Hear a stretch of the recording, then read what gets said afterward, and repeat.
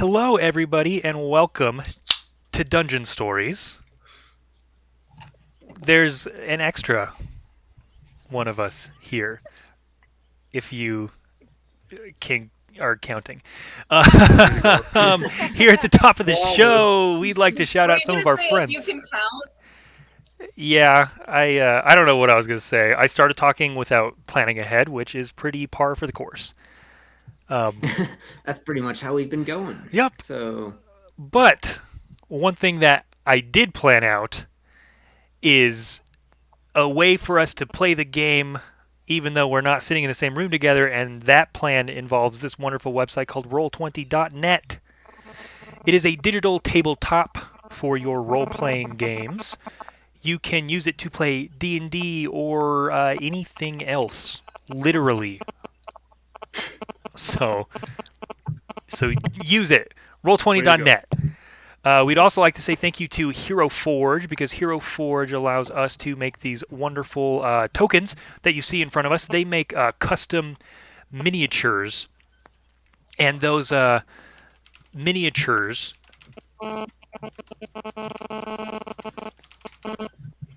can be ordered, and they are 3D printed for you, and you can make them colored if you'd like. And then you can have them in real life, or you can make little tokens for your game, like we have. So check out heroforge.com. And then finally, dndbeyond.com. They are a wonderful digital tool set for your 5th edition Dungeons and Dragons needs. You can make your character sheet on there. You can, if you're a DM like me, you can make your encounters, and you can run them. They have initiative tracking, which is super handy, so check them out. And now the moment you've all been waiting for. We have with us the wondrous, the illustrious Eva daRosa. Fans of season 1 will recognize. We are so honored to have you joining us today, Eva. I'm so glad to be rolling dice with you again. I'm so glad to be rolling dice with you again, Norin. And I'm so glad I get to make fun of you for many hours uninterrupted. Me too. And I got some more fuel for you because I just spilled beer down my front. There you go. Oh, God. right out the gates. Yeah, it was great. Ladies Great and gentlemen, start. the master of our fates. I went I went to take one drink and I just great. Awesome. You're doing great. With that out of the way, hopefully my one spillage of the night keep track. We'll put a counter up in the corner. Let's go ahead and recap last session, shall we? Last session, the group, the party spent time here talking to the head priestess of the Temple of Stelnos in Kabul. Her name is Draka. And the party took some time to recuperate there as well. Aaron stopped into a bookstore and learned that the codex that he is searching after was written by Zahik, the god of revenge. Zahik had teamed up with Keltholra to use the codex as a powerful weapon. This weapon Zahik claimed was so powerful it could even lead to a god's end. The following day, Bart informed the party that the Elfronis sisters had arrived in town. The party went to see if they could find out the location of the missing children by interrogating them, and the Elfronis sisters seemed to know more about the party than the party was comfortable with. Well, thank you. And Aaron's detect magic revealed the Elfronis sisters to be heavily cloaked in illusion magic. The sisters revealed their true forms as hags named Greta and Grime, and launched an assault on the party in which they employed a number of tricky tactics and teased the party about elements of their past. Finally, Aaron launched a fiery chromatic orb at Greta, defeating her. Seeing her sister die, Grime surrendered, promising not to attack the party or join in an attack on them. With Grime pacified, Aaron convinced the head priest of Stelnos, Draka, to accompany them to the Witherbloom forest to save the missing children. We forgot to introduce ourselves. Shit, I'm Norin, I'm your dungeon master. I'm Ethan. I'm playing Azel, the human monk. I'm Jenny. I'm playing Alondra, the elf paladin. And I'm Michael. I'm playing Aaron, the dwarven elvish wizard. Eva, who are you playing? No spoilers. Eva, Stop spoil it. Yes, you guys. I'm gonna introduce it in game, like Yeah. the theater I am. Yeah. And Don't me, Jenny. Killjoy. so we let us begin, shall we? Heidi Grimshaw, times have been tough since the disappearance of your child. Of course they have been. It's been hard for all the parents. Like most here in Kabul, you turn towards Stelnos. Next to traveling to their castle, Chateau Glimmervale, and begging them personally to step in and make a change, the next best thing you could do was pray to them. And much to your surprise, it seems that they took quite an interest in you, because as your prayers to Stelnos began, it seemed that some sort of power began to manifest itself in you. And this has been probably over the course of maybe a month that you have been kind of cultivating this, maybe closer to 2 months at this point, that you've been cultivating this power since your child has gone missing. And you haven't, there's been this part of you that has wanted to go out and try to make a difference for your child that's missing, and also for just the children of the village. The fact that there are so many of these children gone and at risk, this has been something that has meant a lot to you that you have wanted to pursue, and you haven't quite felt the confidence to do it yet, but you've been working on it. You've been getting there, and you think that the time finally may have come, because last night you witnessed something incredible. A group of 3 adventurers had confronted the Elfronis sisters, a group of traveling merchants, these 2 women that have been coming through the town for quite a while now, that the folk of Kabul have grown rather comfortable with. And you found out, thanks to this group of brave adventurers, that the Elfronis sisters were not who they seemed to be. In fact, they were foul monsters that seemed to have indeed taken the children. And so now, as you make another visit to the temple of Stelnos, Draka, the head priest here, the head priestess, who you are probably pretty familiar with now after this time, you've been visiting the temple and praying, and so you've encountered Draka quite a few times. She is a dragonborn with kind of deep blue midnight scales, and when the light catches them, these spots on them seem to glisten with this silver, almost starlight on them. You go up and you see her kind of like packing. She's preparing a like a travel bag of sorts, and it looks like she's leaving. And as this kind of catches your eye. She's not one to leave her temple behind like this. This is kind of unordinary behavior for her. So this definitely catches your eye as you head up and approach her as she is. It looks like she's getting ready to leave. Well, hi there. Where are you going? Heidi, I trust that you witnessed the excitement last night. Well, I'm not sure there's anyone who didn't see it. Yes, it was rather hard to miss, wasn't it? Well, that group of adventurers, I'm going with them to find the children.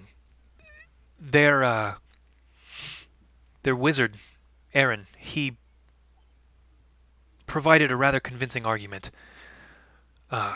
Obviously it was convincing. It convinced me to leave this temple and my flock behind. And it would take something quite moving to do that, so... Well, seeing what I did last night, it kind of looked maybe like they could use some help.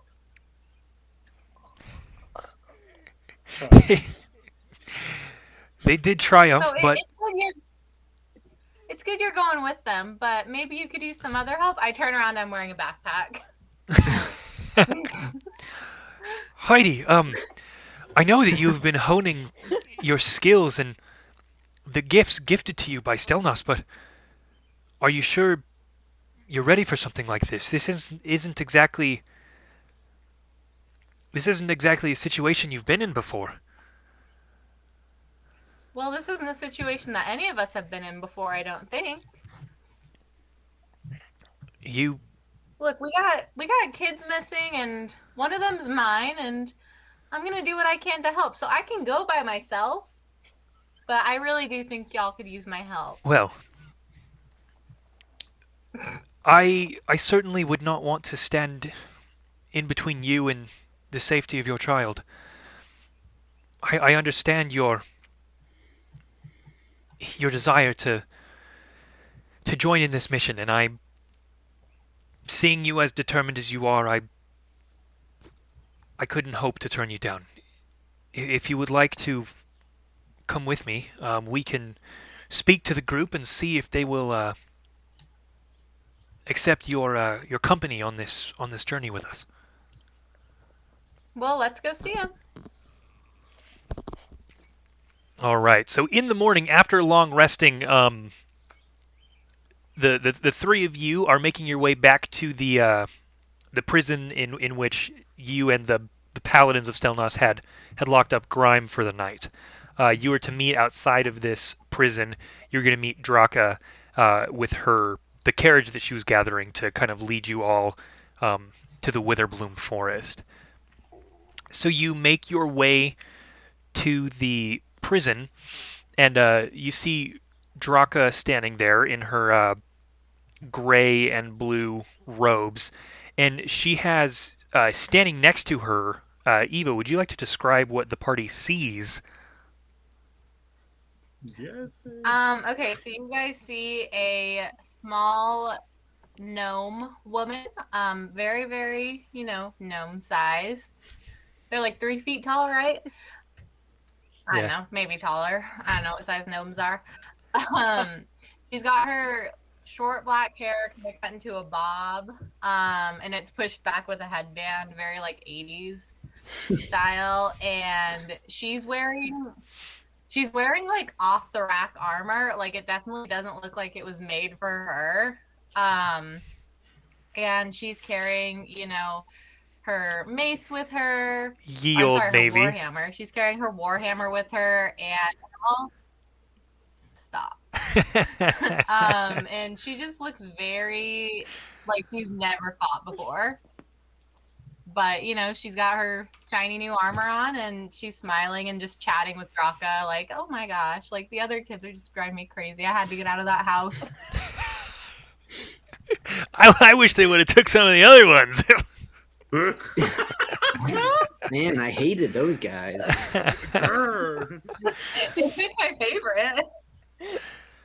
Yeah, so that's what you see. You see Draka standing next to this gnome woman in this very pristine armor. And as you approach, Draka will say, "Hail, adventurers.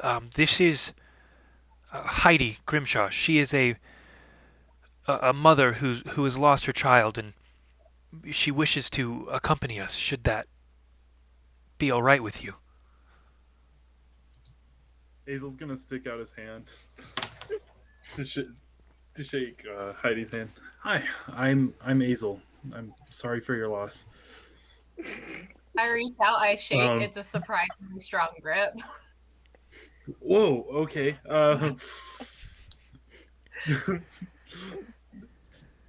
Nice to meet you, Heidi. Right?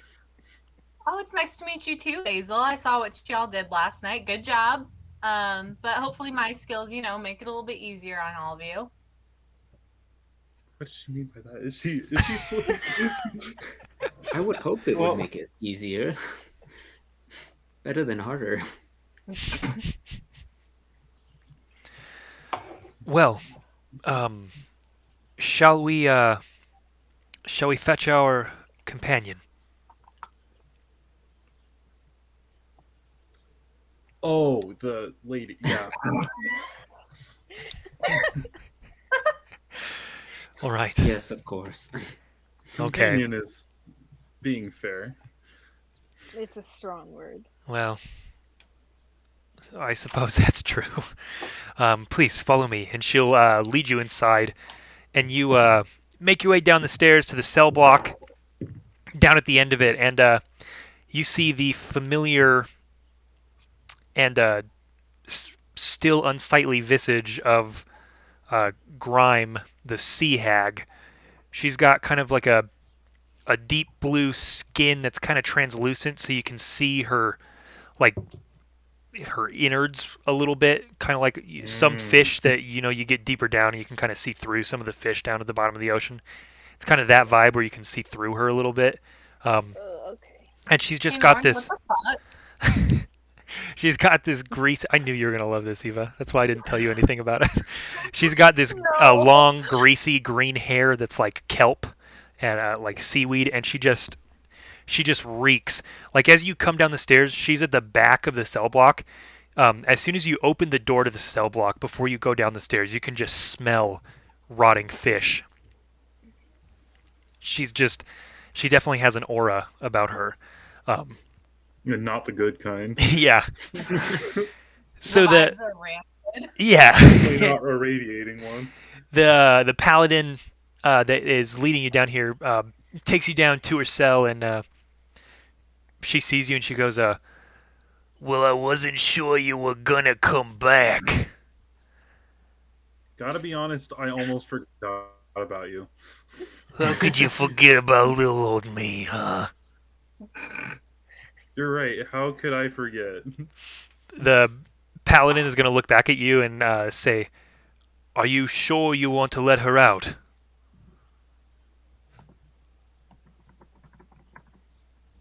I think so. Oh, thank God. All right, if you think it's wise. And then the paladin will unlock the door, and Grime will kind of stand up and stretch out and just show off like her ribs and and her chest, and just kind of like pull in. And she'll be like, all right, let's get to it then, shall we? Aaron, you take the lead. Yeah, I'll certainly take the lead, leading our way out, pretty much surrounding her. Okay, yeah, you all kind of form perimeter around Grime, and make your way up out of the cell block, and you can all pile into Draka's cart that she has brought. Yes, I forgot we had that. Yeah, luckily you don't have to walk all the way to the Witherbloom Forest. As you are all kind of loading in, Draka will explain. It's about, if we were to walk to the edge of the Witherbloom Forest, it would be about 5 days. Luckily, with this, we'll be able to speed that up considerably. It'll only take about 2 or 3 to get to the edge of the forest. So we've cut the travel time down immensely. Sweet. That's good. Yeah, Well, let's get a move on.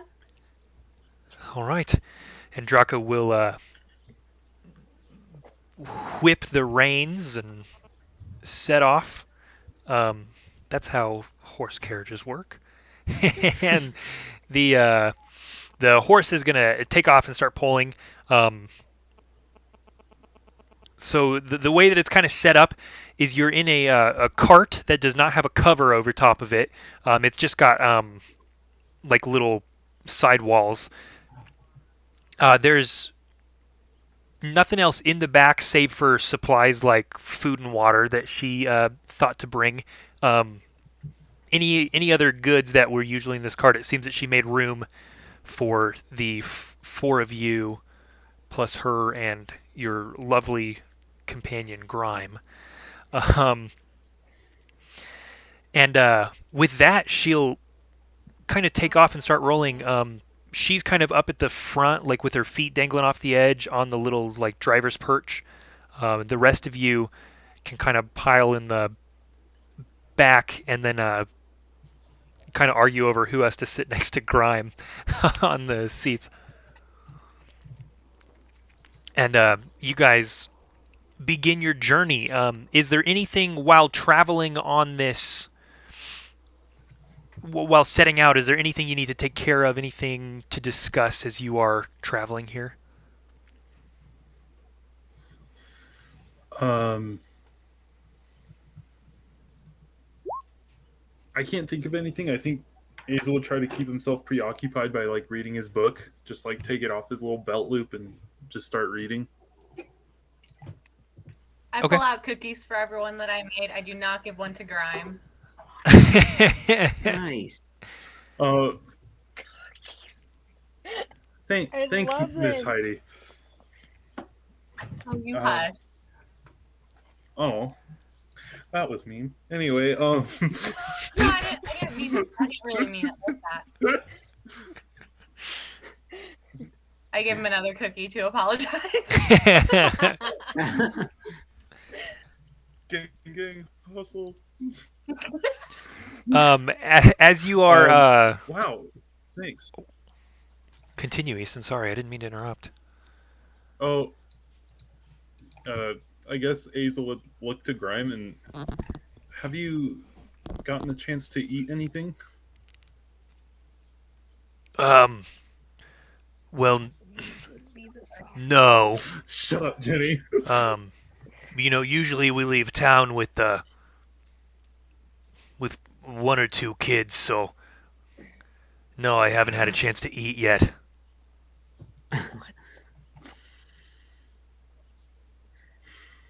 Are you gonna share, or are you just gonna mock me? Come on. Alondra's gonna be. Azel's gonna sharpening hand his rapier. And Azel's gonna hand over one of the, or actually, I'm gonna dig into my pack and give her a ration. Oh. Oh, I see. I'm not worthy of the home-baked cookies. They're baked with love, right? you Yeah, I'd are. probably set on fire if I tried one. And she'll take the jerky from you and kind of gobble it up pretty voraciously. There's more nutrition in that ration anyway. Though I'm sure there is. I don't keep this form, and she'll rub the ribs that are like so obviously poking out of her. She'll say, I don't keep this by eating cookies all the time,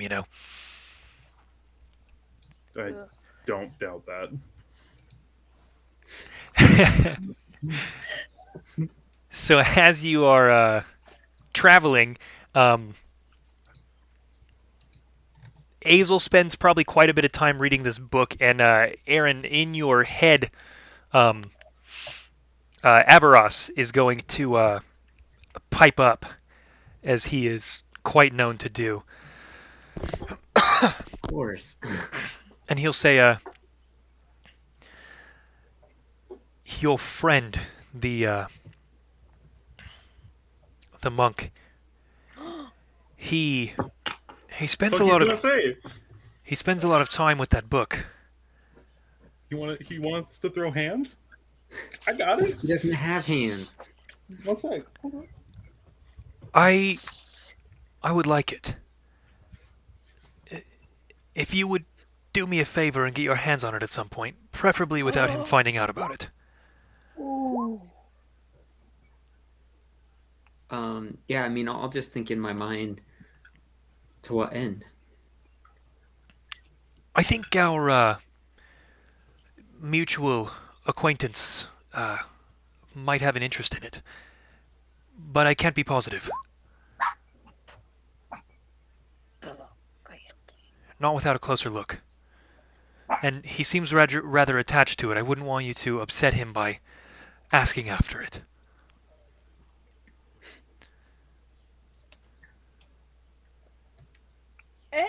And if we need to confiscate it, it might be better if he thought it just disappeared and not that it was taken by you.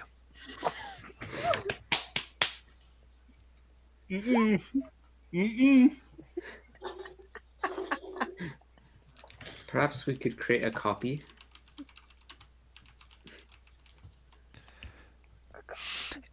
That might take a while. It's a rather thick book, but if you think you can copy the whole thing without being caught, then by all means. Good to know. We are bound to the trickster. I trust that you'll find a way to do this.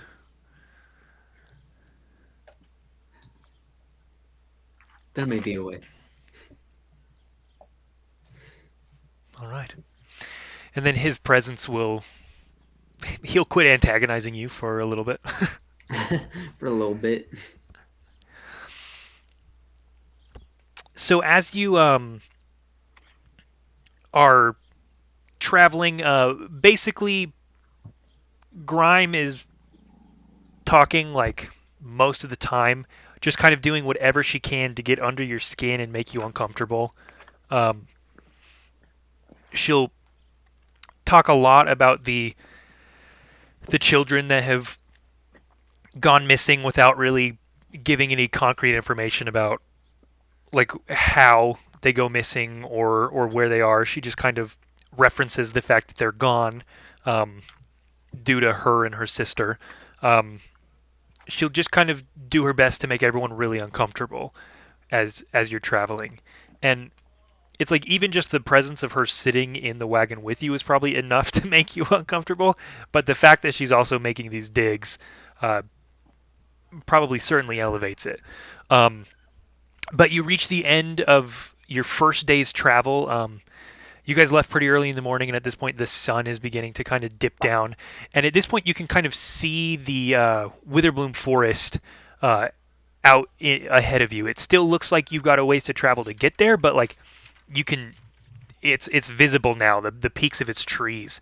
So you definitely think that you'll get there some point tomorrow.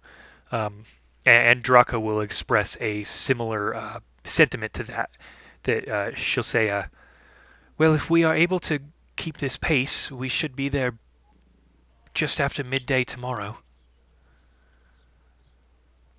And then Draka will speak up and she'll say, or sorry, Grime will speak up and say, yeah, then it's my turn to take over as a tour guide, huh? Can't wait. Nor can I. And Draka will say, well, I suppose we should make camp. Now's as good a time as any. The horse is getting rather tired, it seems. So, I suppose we should camp. Wonderful. Sweet. I can look for firewood for us if we don't already have it. Please, that would be very beneficial. Sweet. Yep. Hazel's gonna put his book back on his belt, and then he's gonna... Because he took it off his belt. It's not because of the... You know what? He puts it down his pants. Hazel is never going to say anything without mentioning the location of the book now. Yeah. Should have told me that secret, Norin. And as I unleash a flurry of blows, my belt flapping at my side from the force of the punches. Easton, if you know where you have to put it, where he'll never get it. Yeah. There's only You one know. place. We all know. We all know. Cue the Jaws theme. Miss Heidi, would you like to help me gather wood? Or gather Oh, firewood? I was gonna be doing. I can help you gather wood. Yeah. Splendid. Cut. We've come too far. Sorry, Easton. It's got to stay in. Damn it. All right, guys, I'm gonna head out. And that's been Eva daRosa, everybody. Thanks for playing. Like, what is it? Spurt? Yeah. Yes. But yeah, so you guys can set up camp for the night, gather some firewood, get a nice dinner going. Draka brought a little bit of some veggies in a sack that you can roast up over a fire and get all tasty. Oh, I roast them real good. Roast those Ooh, veggies. nice. Oh, I roast them real good. I don't know what that means. I don't know. I don't know what to think. And He roasts them in a manner that makes it really good. all right, Yeah. well, I guess that's all I needed to know. Okay. Is there anything while at camp that you need to accomplish? Anybody? Is there a watch schedule, anything like that? What's the little plan here? Grime if says, we're- you all can get sleep. I'll keep watch over everybody. I'll keep you safe. Don't worry about it. No, Can I thank ask you. why you just haven't, Oh, gotten the information out of her? 'Cause I'm a tricksy little bitch. I'm not talking to you. Oh, well. And I just glare at her.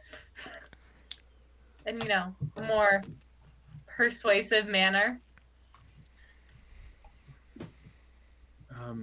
I don't persuasive as in like Well, she has a lot of fingers and toes attached to her body. She has no reason to tell the truth, unfortunately. I think she'd rather die knowing she told us a lie. That pretty much hits the nail on the head. Good one, Aaron. okay. You know me so well. Here comes the airplane, and I just jam like a whole potato in her mouth. Yes! I guess if it's a whole potato, it's more like thump. That's it. Like, or like a yeah. Here comes the dragon. All right. So yeah. Anything as we're camping that needs to be addressed? Jenny, you can only sleep for 4 hours, right? yeah, she would have piped up. I was gonna say that Alondra was gonna make a comment about how once Grime said those words that she was like, yeah, no, I will be your companion. I can take first watch. I only need 4 hours of sleep. will we need one after? I can take the next one.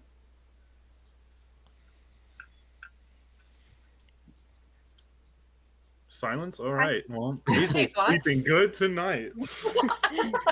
I was mainly waiting for Norin to see if that would cover the watch. Yeah, how many people do Yeah. Draco will take the other shift. Okay, cool.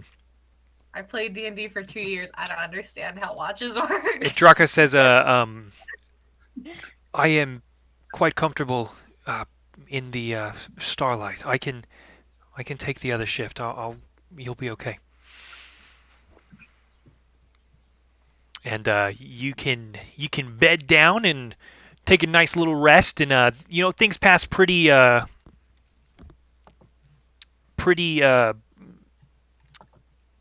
what's the word for not exciting? Without incident. Things pass without incident.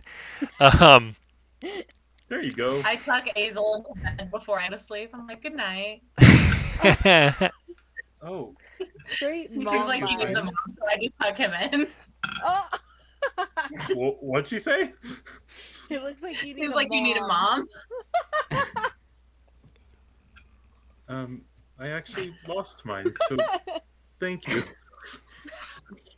Well, that's deeper than I want to go. Hey, you're the one that cannonballed into the deep end, lady. But yeah, so things go without incident, and you awake the next morning to begin the rest of your travels toward the Witherbloom forest. And reaching the edge of the forest is pretty easy. There's a road that goes kind of right to it. You guys are traveling through the kind of grasslands of Vareos here.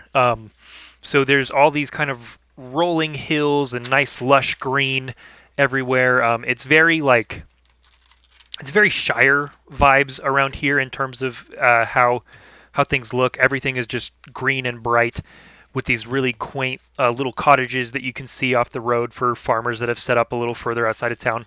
And then, much like the rest of the ancient expanse that you've been traveling through, every once in a while you'll see those old derelict statues, toppled standing stones. I guess at that point they would just be stones, and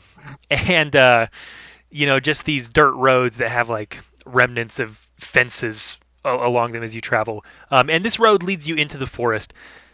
The Witherbloom forest is a deep, dense green, and as you pass in underneath the boughs, these trees stand tall. Heidi, especially for you, these trees are massive.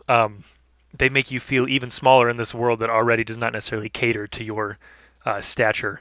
And as you You feed them something different here.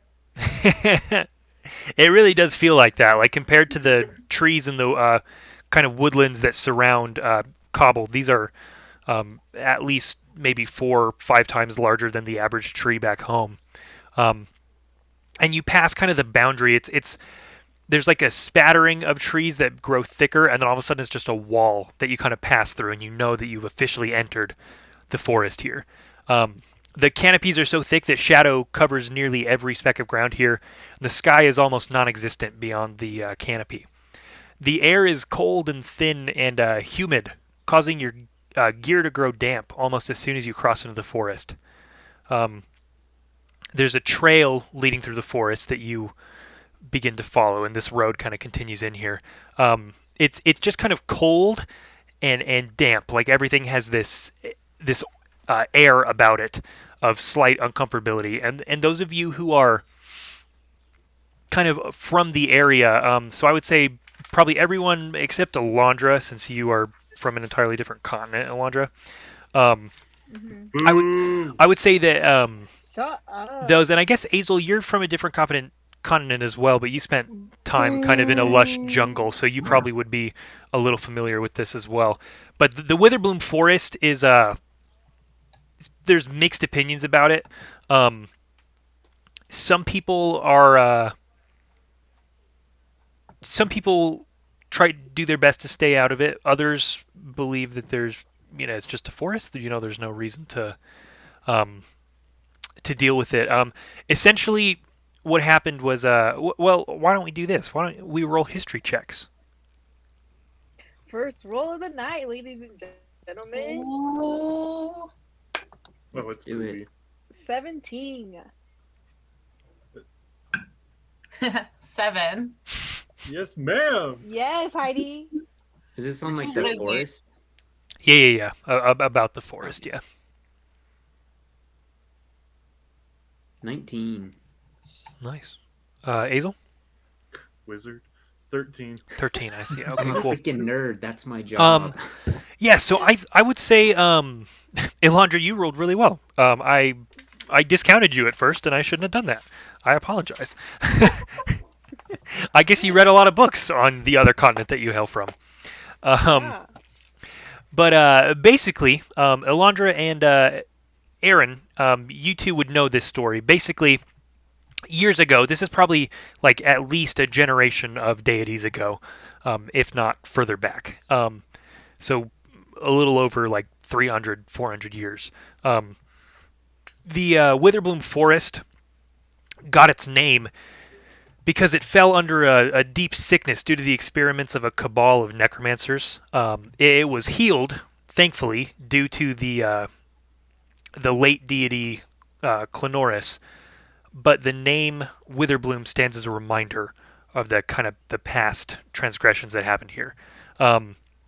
So it's been healed by the old deity of nature. The sickness had been removed. Things have been kind of put back in order. But it's just one of those things that, like, once a legend hits, it's hard to get rid of,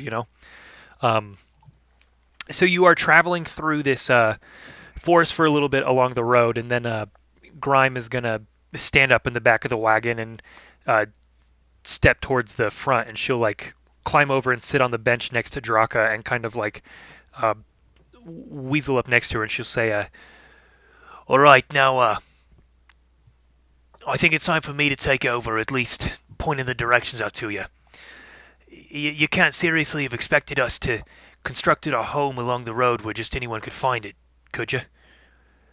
I promised I wouldn't harm you. Trust me, I'll get you where you need to go." Why should we believe you? "You've brought me this far. What's your plan otherwise? Follow the road and hope you stumble upon a house full of children? What other option do you have?" Damn, we really did this to ourselves. I'll just prepare a witch bolt, just kind of like a loaded gun. Okay. Yeah, you kind of lean back and your hands are just like crackling with this lightning now. You've got this lightning that you're just kind of like passing back and forth between your hands, keeping the spell ready. Yeah, I'll just say, I think we can Hazel- trust her. Hazel's gonna stick out his hand to like shake Grime's hand, and he's gonna promise me, shake my hand. No harm will come to us. At least that you can help. All right, yeah. I promised your friend Aaron I wouldn't harm you. I wouldn't join in a tech on you either. My word still stands on that front. I guess I just need a reminder. Yeah, I promised you I wouldn't hurt you. I promised I wouldn't join in someone hurting you. Or your family? I'll sit back and watch.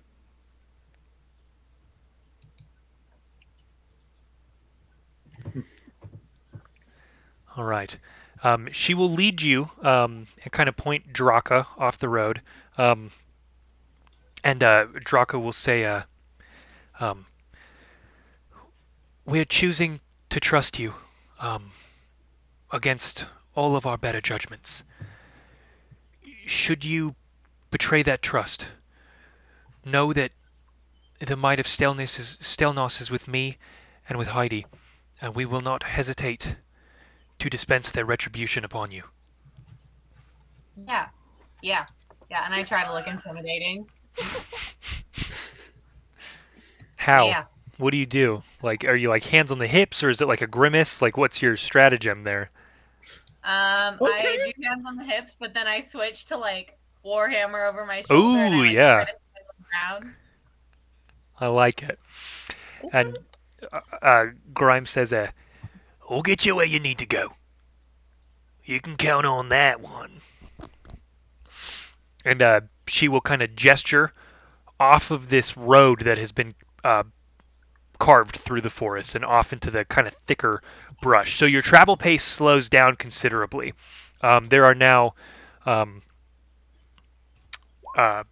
underbrush and animals now crossing your path. The trees are a lot closer. They haven't had to make room for the road.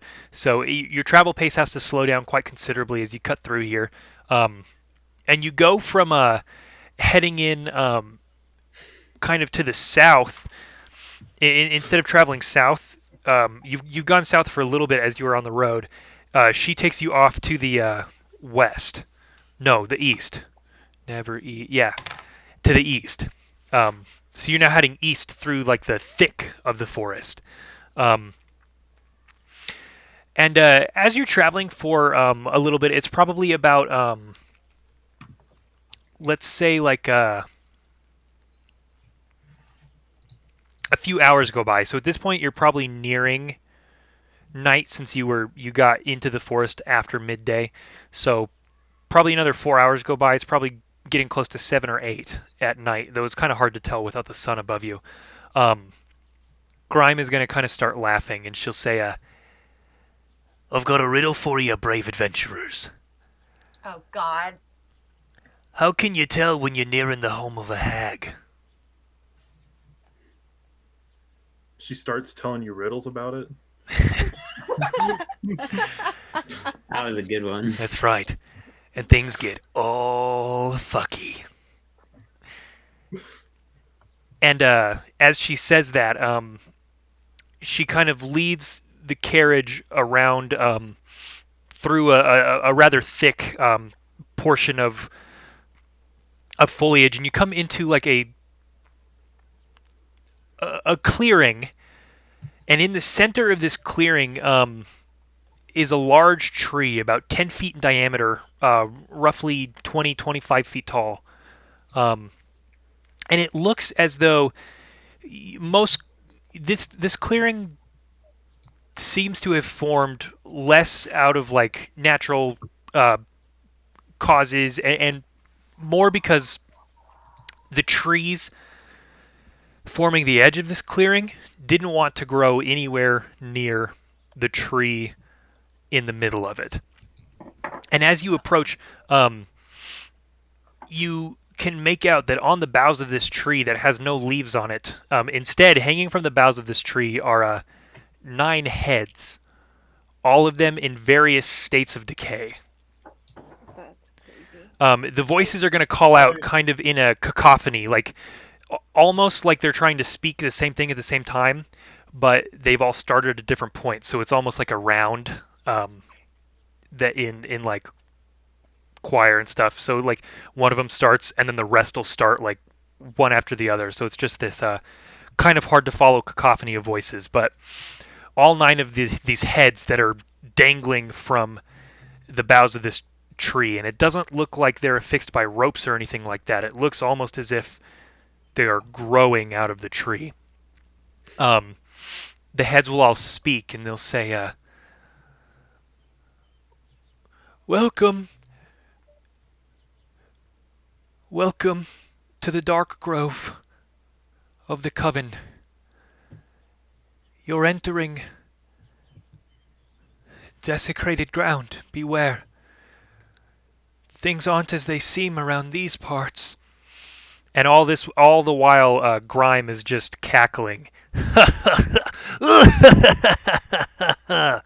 And then she'll turn around to the lot of you in the cabin of the wagon, and she'll say, "We're in my territory now. Hold tight, friends."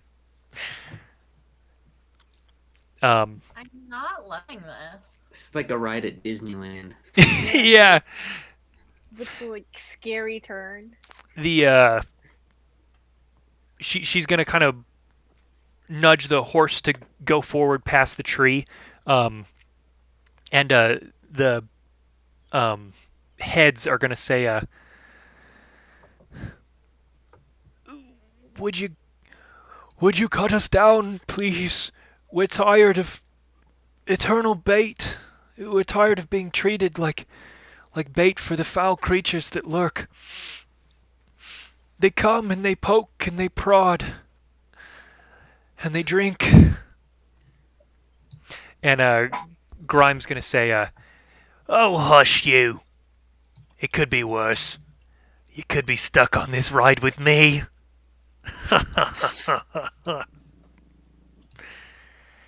And the heads, as you pass by, they're all gonna swivel on their branches and just follow you as you go by. They're all just rotating on the branches that they're on. All 9 of them in unison are gonna follow you around as your wagon kind of passes through. And right as the back of your wagon passes the tree, Draka is gonna turn and she's gonna say, "May Stelnos's light bring you peace. Yours is a fate worse than death." And then all of the heads in unison are just gonna start like wailing and bawling as the wagon passes by. I'm gonna throw up. everything in. I'm gonna throw up aid on all of us. Oh. Okay. Is that So, it just gives us 5 temporary, or sorry, your hit point maximum increases by 5. Ooh. And like it goes up by, and your current hit points increase by 5. Yes, Nice. ma'am. Okay. Pop off. So current hit points go up by 5. And your max hit points go up. So if you lose hit points and get healed, you can go up that extra 5. Ooh. So there, it's like better than temp. So if you're like at 30, then it's like 35.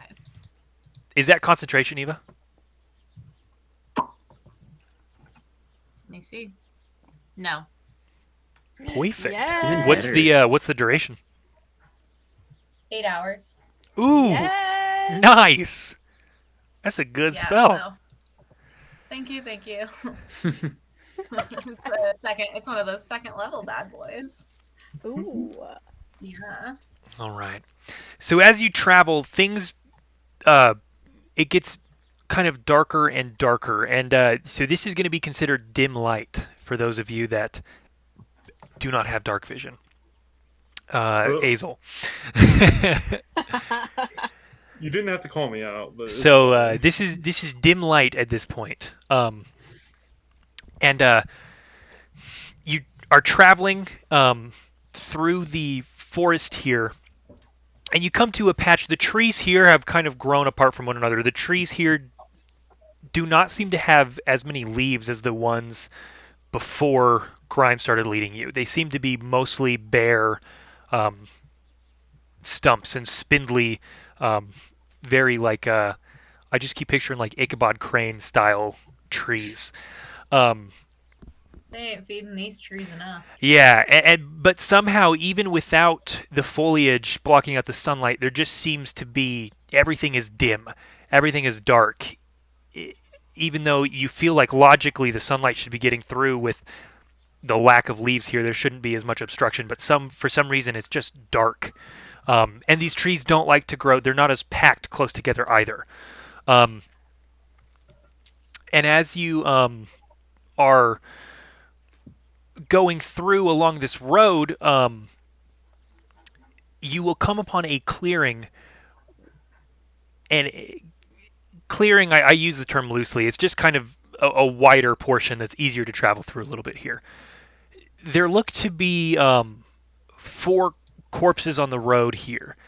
But these corpses, they're not just... Something's off about them in the sense that they look loose. Divine sense. It looks as though it's just the skin. There's not like bones. There's not like there's no innards. I don't like that. It's just like piles of skin.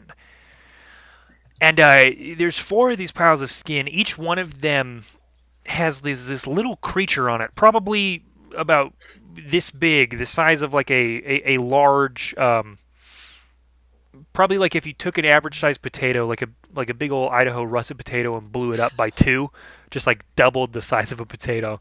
Okay. And they're kind of shaped similarly as well, I'd say. But they have these hook-like claws, and these beady little black lifeless eyes, and their mouths are like purely circular, and they have rows and rows of sharp teeth. They each have their mouth like latched onto one of these skin things, and they're just like sucking and slurping. Divine Not sense. good. Alonja cast divine sense. You get heavy aura of undead. She turns to the group and she's like, "Watch out! Right. These things are not alive." Yeah, I'll ask the Before hag. No, you're good. Before we get into it, I say everyone hold hands now, and everyone hold hands, and I will do Eyes of Night.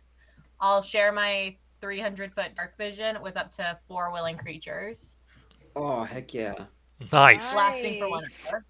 Yeah. So You guys, I do not know all my abilities, so I would have Another done this one. immediately. yeah. So Azel, you can see. And everyone. Whoa, what are those? Thing I like to do. Yeah, you kind of unite everyone. You grab the hands except Grime. She's left out. Yeah, no thanks. You kind of She's probably good. mutter a prayer to Stelnos under your breath. You blink, and as you open your eyes, they are just this deep midnight blue. And there's just this kind of like cone of silver light that pours out, and you kind of swivel your head and brush that cone over all of them, and then everyone else's eyes turn that same deep midnight blue before fading back to your regular eye colors. Um, and as that flash of missed your descriptions. I got you. I got you. And as that flash of light kind of passes over everyone, each of these little creatures are going to kind of look up, and you're just going to see rows and rows of teeth on them, and they're all going to hiss in unison. And roll initiative. Girl. Man, I've had horrible initiatives, so let's see how this goes. Same. Oh, that's dumb. Oh, it was so close to a 1. But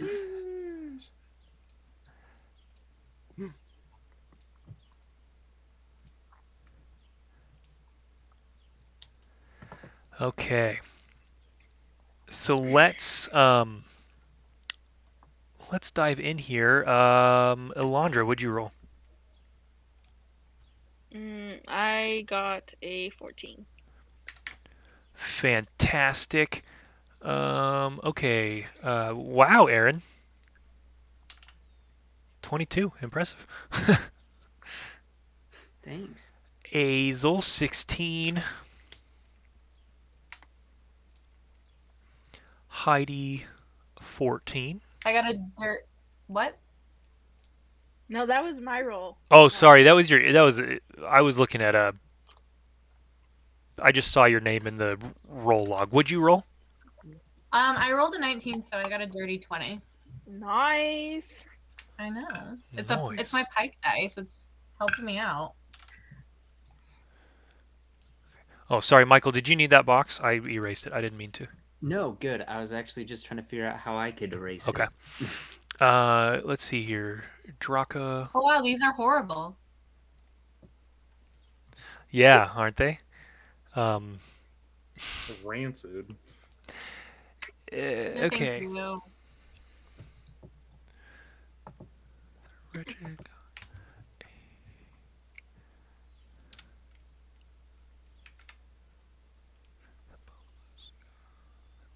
Oh my goodness.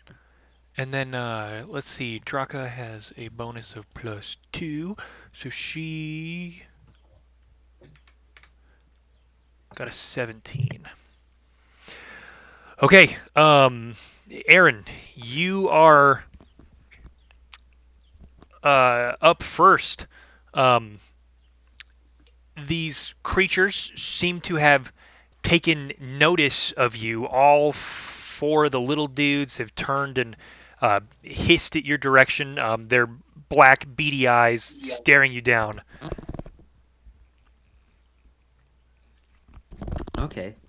They're small, like potato-sized, right? I guess they're small. They're not tiny, so they're probably closer to like 2.5, 3 feet. Oh, okay. They're like Heidi sized. No, they could carry me away. Whenever I see their picture, I always picture them as like hamster sized, but they're actually like 2.5 feet. Oh my god, We could that's go so with much hamster worse size. for some reason. Having them hamster size is worse. That's so much worse. But yeah, they're not big by any means. And there are 4 of them, and it looks like all 4 of them have left their skin sacks behind to Don't say that. Yummy, yummy, dude. I'll turn. I'm behind the hag, so I'll ask her. I guess I can use my bonus action. I'll ask. Do they typically avoid the hags?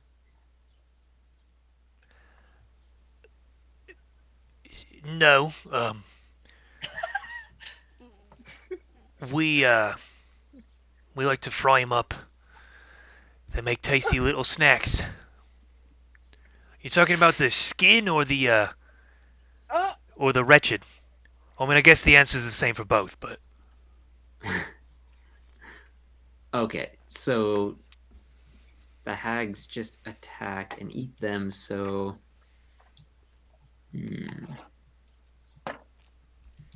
yeah, I mean, in that case, I'll just cast Chromatic Orb at one of them.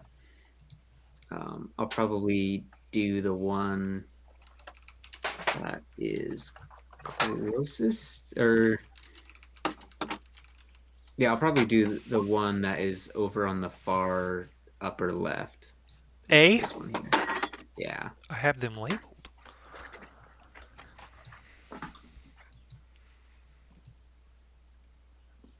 And Yeah, what so what are you I'll striking cast with? Chromatic Orb, fantastic. Orb, and I will do fire since the hag said that they cooked them up. Okay, sure. Yeah, so I'll cast that. Go ahead and make an attack. No, that's a natural one.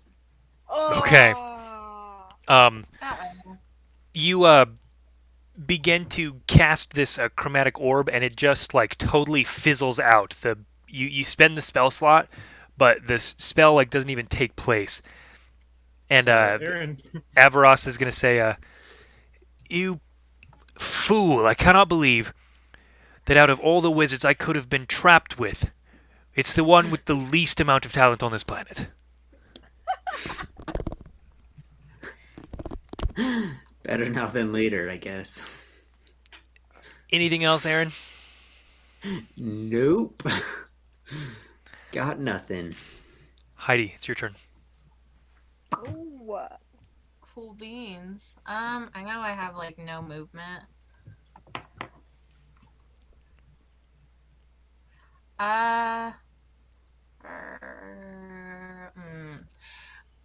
going to just go, oh boy. And we're in it now, y'all. And I point at the one that's closest to us, this one right here, and I cast Toll the Dead. Ooh. On the wretched or the boneless? What? Are they both alive? You sensed undead. Well, I guess you don't know. What are you shooting at? The potato boy? Yeah, the potato boy. Okay. So, Constitution, or Wisdom, sorry, Wisdom save. Wisdom save. 13. No, thank you. No. All right. Yeah. I rolled a 6, so 6 damage. Yeah, 6 girl. damage. Hell yeah, brother. You kind of trace you like put points in the air of little stars to make a constellation in the shape of a bell, and then you take your hammer and like ring it, and there's this like bong, like this dolorous bell sound, and the little That's so thing just dope. kind of shrieks. And I just go, yeehaw! Anything else? No. Okay. All right. Well, after My you, bonus actions are all like healing, so we're all fine.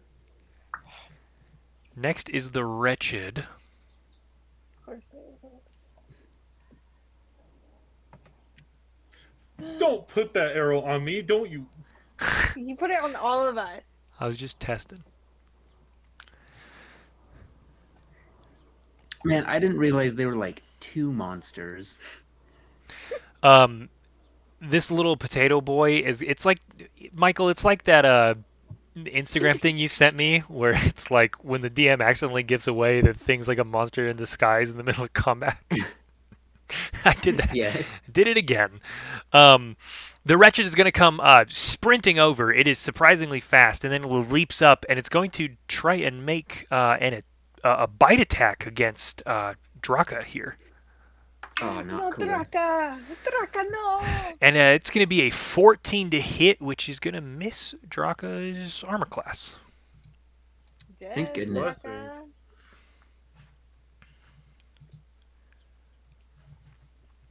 Oh, All right, so this one, one of the further ones, is going to run up, and it's going to use its action to dash and it's going to jump up into the cart in between Heidi and Aaron. The one that was probably the closest, the one that had just had its bell tolled, is going to leap up and attempt to make a bite attack against Azel. Try me, bitch. And Azel, that's going to be an 18. Yeah, that hits. Okay. Barely. It barely hits. It leaps up and it's circular. It's like circular mouth with these rows of teeth are going to latch onto you. You're going to take 10 points of piercing damage. Sweet. And it like bites onto you. It like leaps up and gets you like kind of right here, like right on your like rib cage here. And it is going to attach itself to you as it bites onto you. So it is now like affixed to you with all its teeth. Fucking leech. Yeah, so it is now affixed to your body. Bummerland. You have a traveling buddy now. And then the other one is going to come around here over to the back. He used his action to dash, so he can't attack this turn. Okay. But that's Thank all goodness. the wretched. So next up is Draka. And let's see. What's she gonna do? She is going to look to the one that is affixed to Azel, and she's going to cast Frostbite on it. So it is going to need to make a Constitution saving throw. And it got a 15 on that, which is her save DC. So it succeeds and does not take any That's damage. some bull. This is looking well, guys. Looking well. Next up, Azel. Is Grime in the initiative order? Nope. Or does it look like she's fighting? No. She said she was wants not to going. die. She was not going to join in an attack on you, but she's certainly not going to Okay. stop one. She's just laughing this whole time. Yeah, as a free action, Azel's gonna look to her. Grime, you promised us not to. You promised us that you wouldn't do harm. You are doing harm by being complacent. Now help us. It sounds like you're pushing it. Am I though? You're just Okay, lucky I'm not stabbing you in the back like that thing is. Can I make a strength check to rip it off? You can. It would be your action to detach the wretched. Solid. I'm doing that then. Okay. So you actually don't need to roll. You just have to spend your action. Oh, sweet. Yeah, I'm doing that. Okay. So you grab it and you kind of like pry it off, and it like hits the ground off the cart here, and it's kind of like hissing at you and staring up at you with its beady eyes. Sweet. Anything else? That. Ooh, spooky. No. That's or.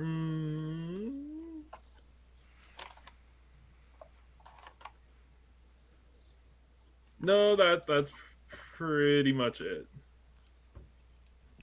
Okay, awesome. Alondra, you're up next. Okay, so you said there's one behind me? Oh yeah. It's on like the back of the cart in between you and Aaron.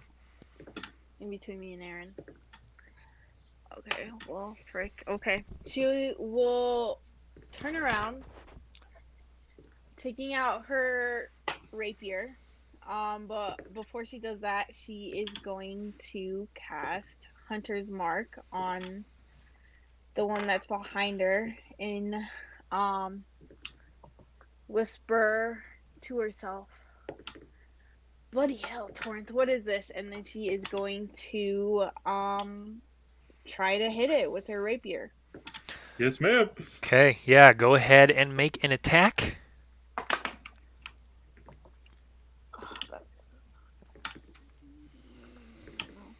That is a 9 to hit. That does not hit. Yeah, I had a feeling. You take Yeah. your rapier and you go to stab down at it, but you kind of the horse kind of lurches out of fear and shakes the carriage a bit, and it rocks you. Wow, I just almost tipped my chair over. That was pretty authentic. Method acting. Anything else, Alondra? No, that's all she can do. Okay, fantastic. All right. At the end of your turn, No.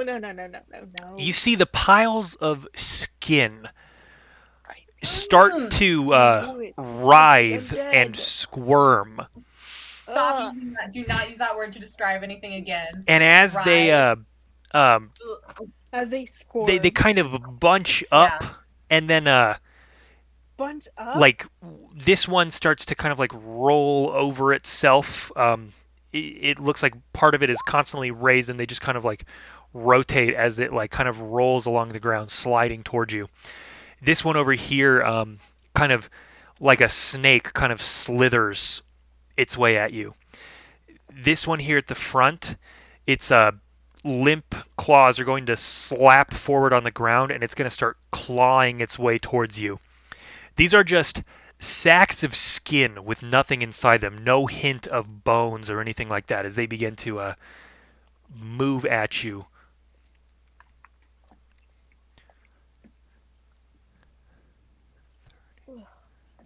What the fuck? Surprisingly. Oh, we should have gone out of that car. Ugh. We should have gotten out of that carriage. Okay.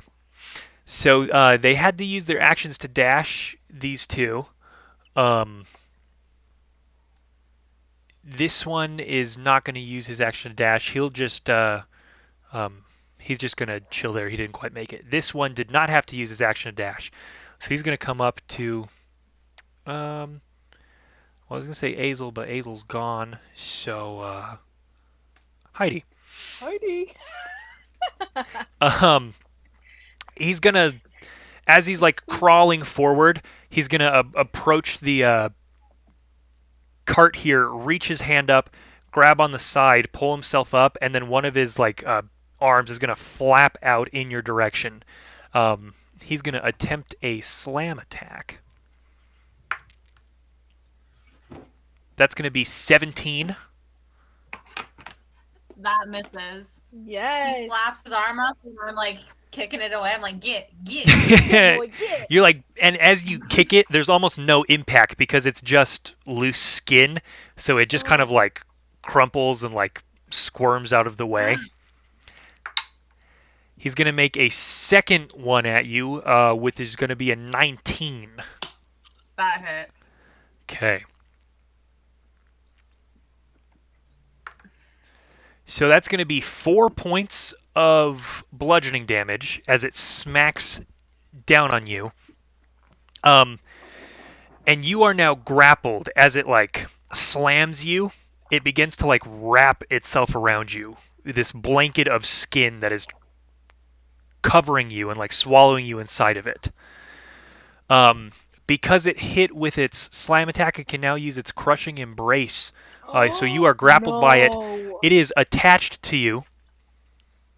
Oh my gosh, this is not good. This is not good. You are blinded, and you are unable to breathe. Heidi! Mommy!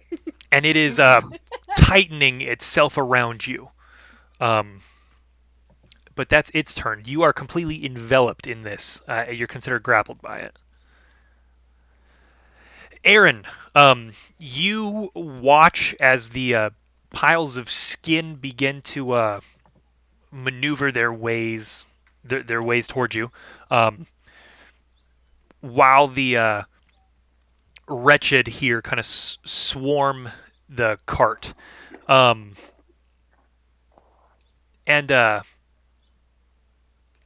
we're actually gonna. The horse is gonna freak out and like charge this way. a little bit at the start of your turn, so it kind of lurches you. And now that you're all standing, as the horse lurches, I need everyone to make a dexterity saving throw for me. Do I automatically fail because I'm grappled? I can't remember how it works.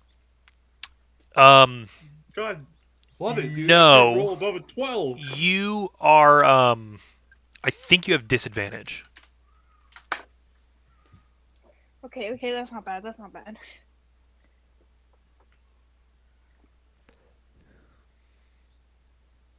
Actually, Eva, it doesn't affect you at all. Just at least your dex save. Okay. Your speed is 0. It doesn't matter. I got an 8. Okay. Yikes.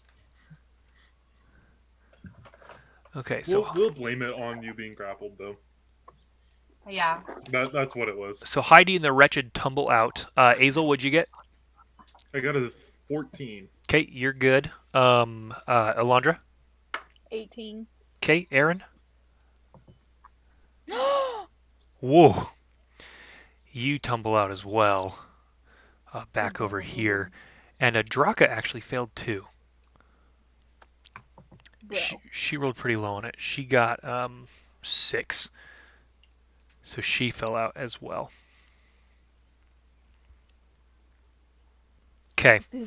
But Which one's Aaron, my under, Can I- Lauren? you're over here, Heidi. And can I pitch something? Sure. With my deck save, can I say, like, if I saw Heidi fall out and Aaron fall out, could I jump out and, like, land on the ground safely rather than staying on? So, like, kind of intentionally fail it? Yeah. Sure. Yeah. That works. Why not? Aaron, it's your turn.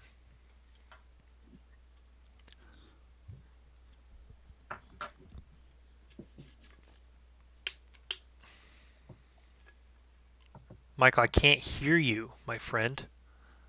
Oh, can you not? I can now. Can you hear me? Yes. Okay, good. Sorry. Azel, you made a mistake, dang it. Yeah, you did. Well, Azel didn't know what you're planning. I know. Just go for it. No, I'm planning on doing it anyway. So, Norn, I'm going to cast one of my newest spells.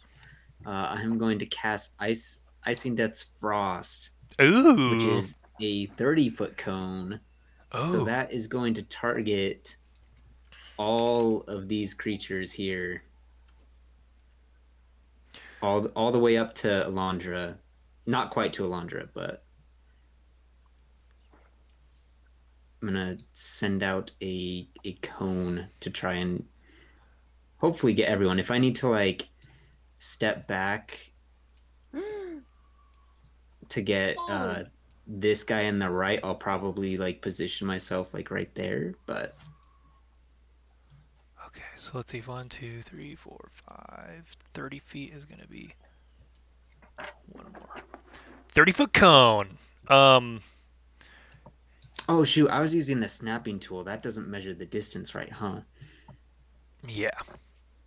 But that's okay. I've got this. Oh, wait. Hold on. I got a blue one. Does it matter?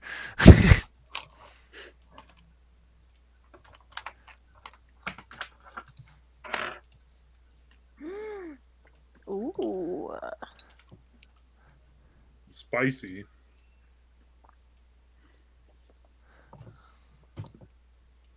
I need to go one more to get the target on you. Okay. So it looks like... Yeah, and I guess I could step back 1, 2, because I was hoping not to get Alondra, but I don't know. Yeah, there you go. That would work for me. Okay. So it looks like... so what do they need to do? They need to make a Constitution saving throw. Okay, so it looks like You pass these. you've got 2 of the wretched and 2 of the boneless, as well as Heidi, Azel, and Draka. So you all need to make con saves. Okay. Son of a... And- I can't roll above a 12! Sorry. I am going to use my feet as well. What's your I'm feat? just going to make this a. I have Metamagic Adept. So my two options that I chose were Twin Spell and Careful Spell.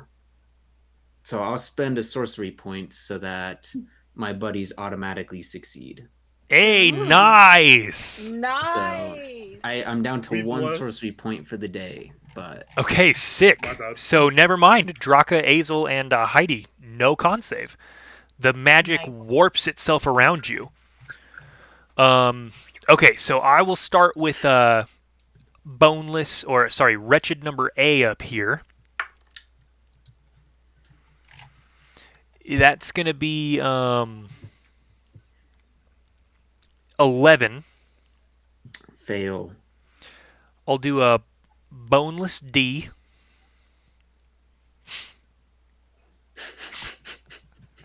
That's unfortunate. I didn't make the joke. It came to my head. I didn't say it.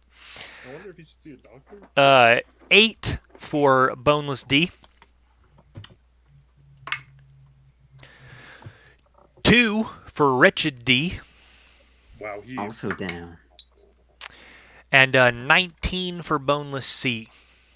That one does succeed, but it will Okay. take half damage. So everyone, Unfortunately, including my friends. So Does it get this one or no? Oh shoot. oh, you know what? I think it does. I think it's just on the edge of it. So I think it does. Good call, Jenny. That's C. That's a nat 1. So go ahead and why don't you double the damage for this one? perfect. Yeah, then I'm going to roll the damage here, and since I can, I'm just going to switch this damage to some nice fire damage. Oh, I should have kept my red cone. That's okay. I like this. I can see through it. That's true. That is pretty helpful. Yeah, let's see what this damage is here. Oh, not bad, not bad. So that's 14 points of damage. All my friends only take 7. Okay. So let me go through and apply that. You said how much? 14? Yeah, 14. Awesome. Okay. So that is to Wretched A. Wretched C. Who actually takes 28. Since he got a nat Bye. 1. That is to Boneless D.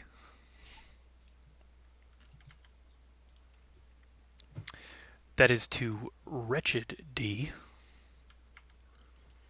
And then Boneless C takes 7. All right. Yeah, and those who failed, their speed is moved to 0. Okay. Okay, Hell yeah. so Wretched A. Wretched C. Wretched D.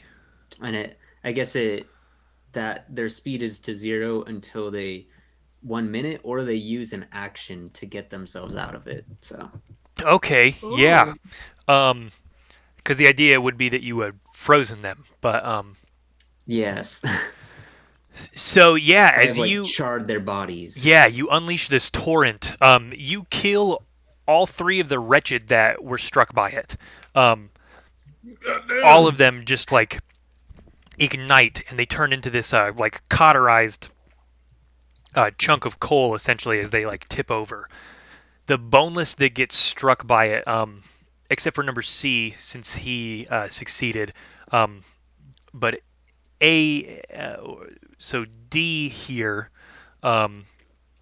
is like charred and like instantly like rigids, goes almost like a full on rigor mortis as he kind of locks up, which isn't super comforting, Heidi.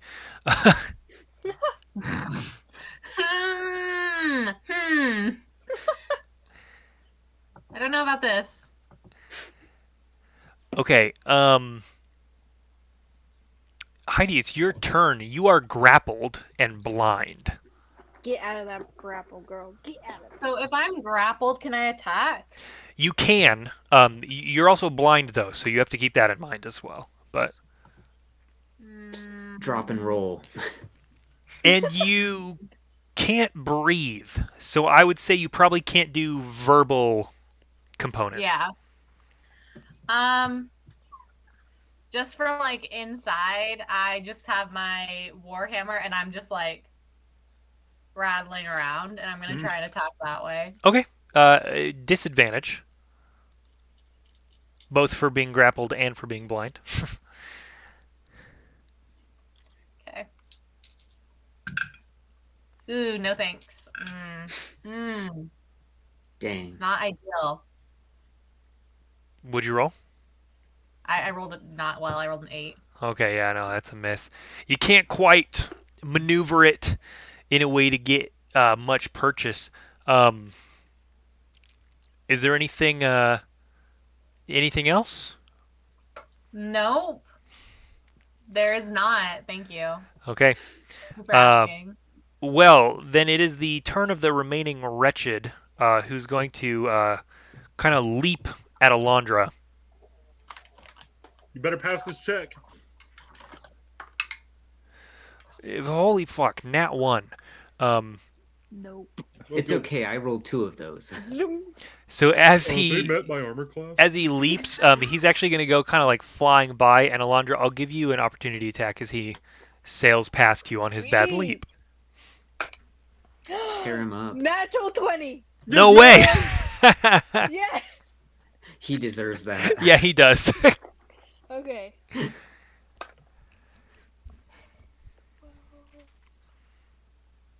Okay, that's 15 piercing damage. Phew. He doesn't even make it this far. You just skewer him on the rapier, Zoom. stop him like in midair, and he's just kind of slides off the edge slowly and rolls and kind of bumps into Azel's calf.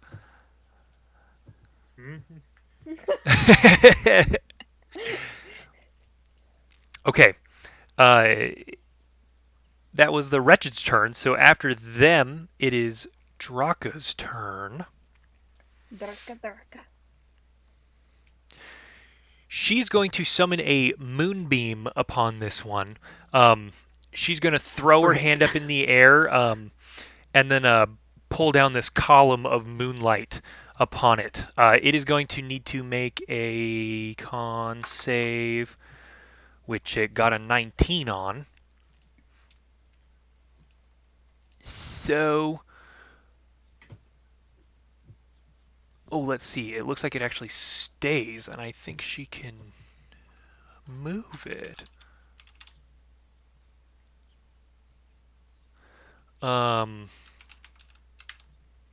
So half as much, so it's going to take 2d10 halved. So 10 halved to 5 damage on Boneless A.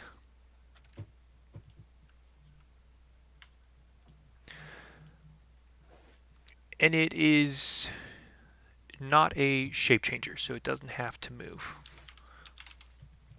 Or it doesn't have to reveal its true form or whatever. That is her turn. So, Azel, you're up next. Can I assist Heidi in getting out of like the boneless? You can, yes. You Like, can use sure. your action to try and peel it off of her.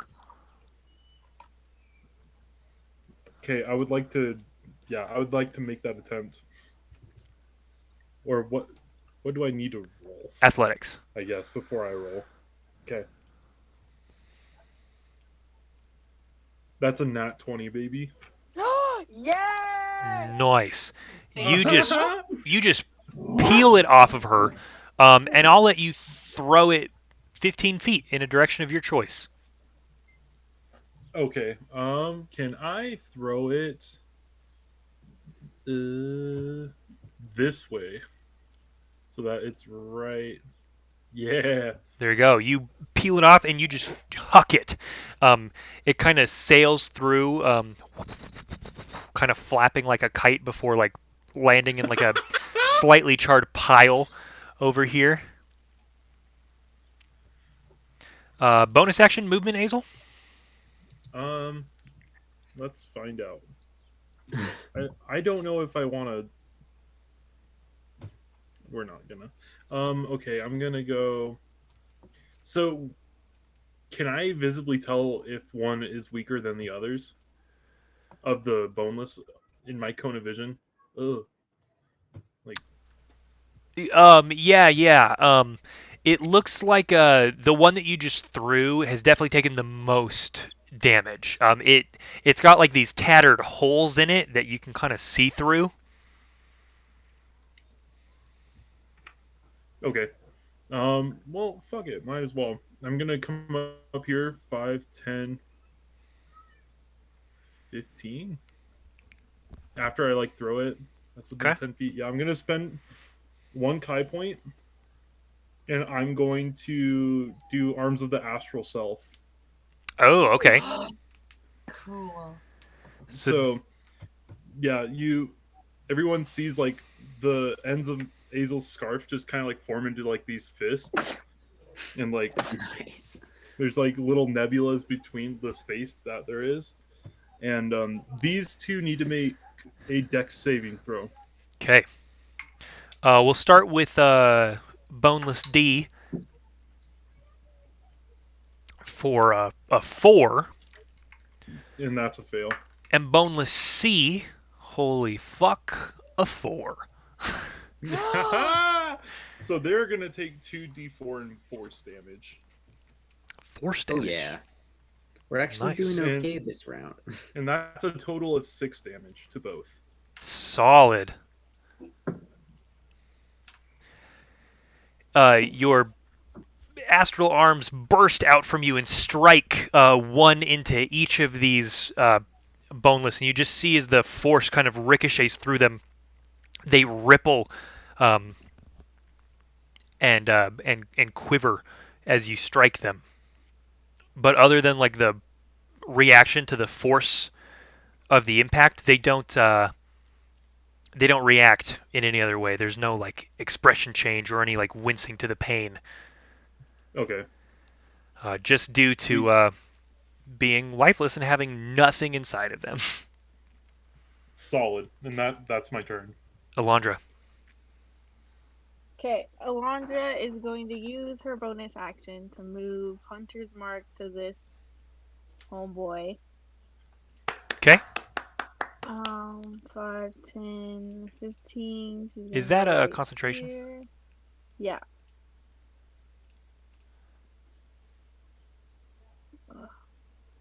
Sorry, the way that the Okay. wagon moved. He's in this square, No, you- technically. You're good, no worries. And then she is going to.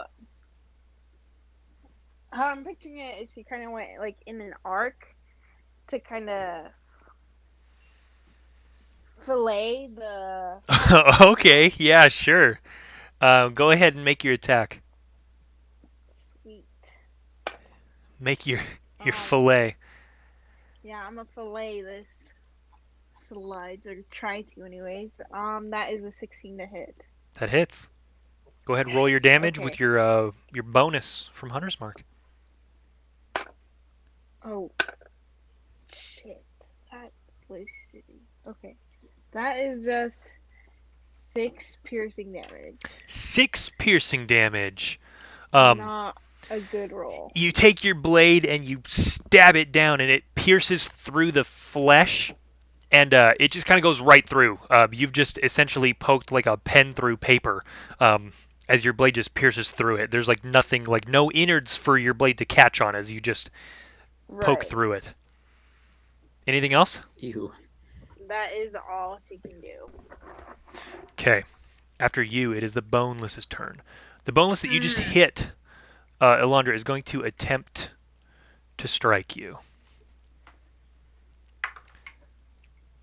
That is an 8 to hit. Mm-mm. His second one, oh my god, is a 10. Nope. Both times he kind of like flaps at you, but misses both times. The one in Draka's Moonbeam is starting its turn there, so it is still engulfed in the ghostly moon flame, so it needs to make a con save at the start of its turn. It was almost a 3, and then it switched to a 16. which is going to give it an 18, so it definitely succeeds. So it'll take half damage from the moonbeam.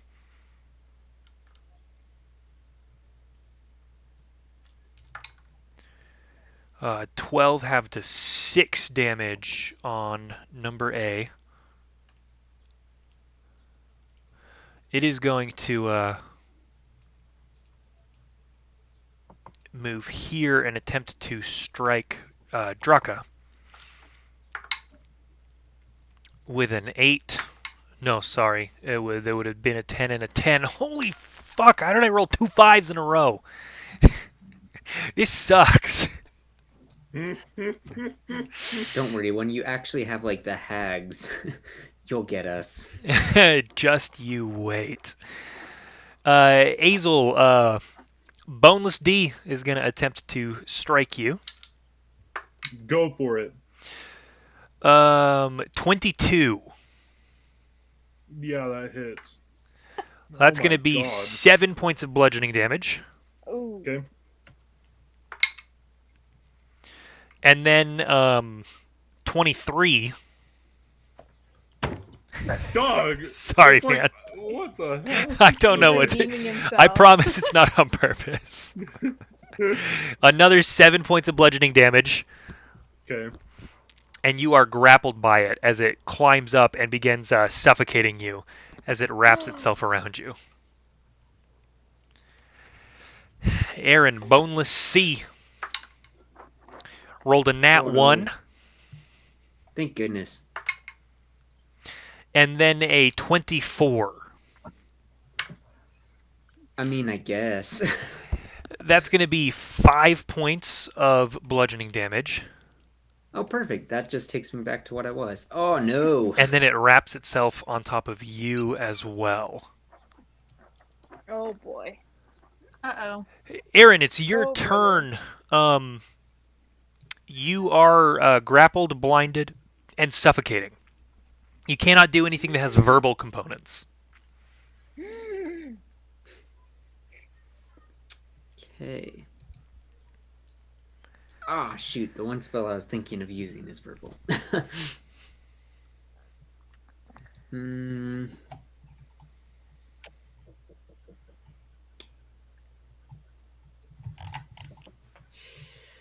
Oof.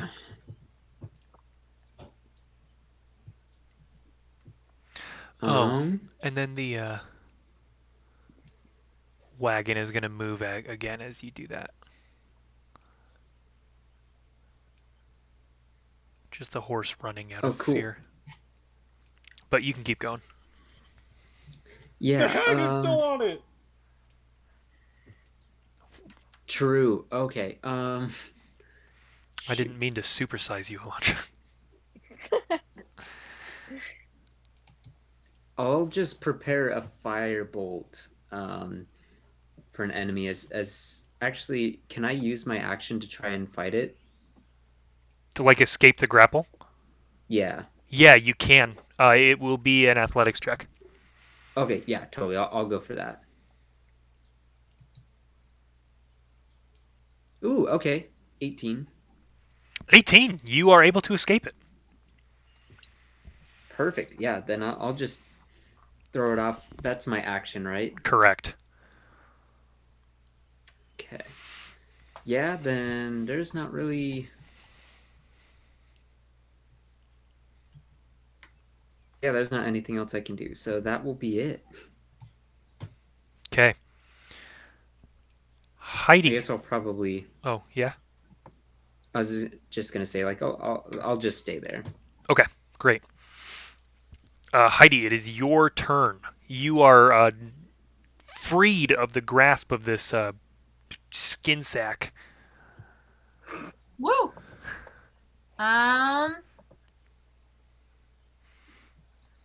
Yeah, I'm just going to... Is everyone looking okay? I'm grappled. But health-wise. Healing-wise. Don't be dramatic. Oh, I'm bloodied. You are? Yeah. Oh. Yeah, he's taking some hits. I'm gonna toll the dead again. They've all been hit, right? Yeah. Like they've all been damaged in some way. Okay, then I'll toll the dead. Okay. On the Well, one closest all to of them me. except B. Okay. No, I hit him. Wait, this is the one. This is the one that's holding Easton right here, right? Mhm.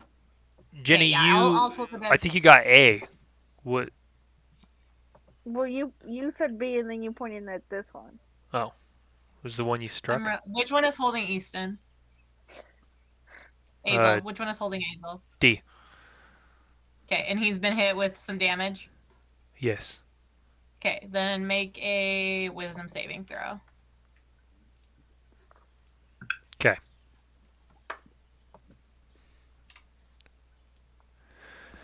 Ooh, not good. 9. Yeah, no, that's not gonna do it. So he's gonna take 1d12 Yeah, he necrotic. is.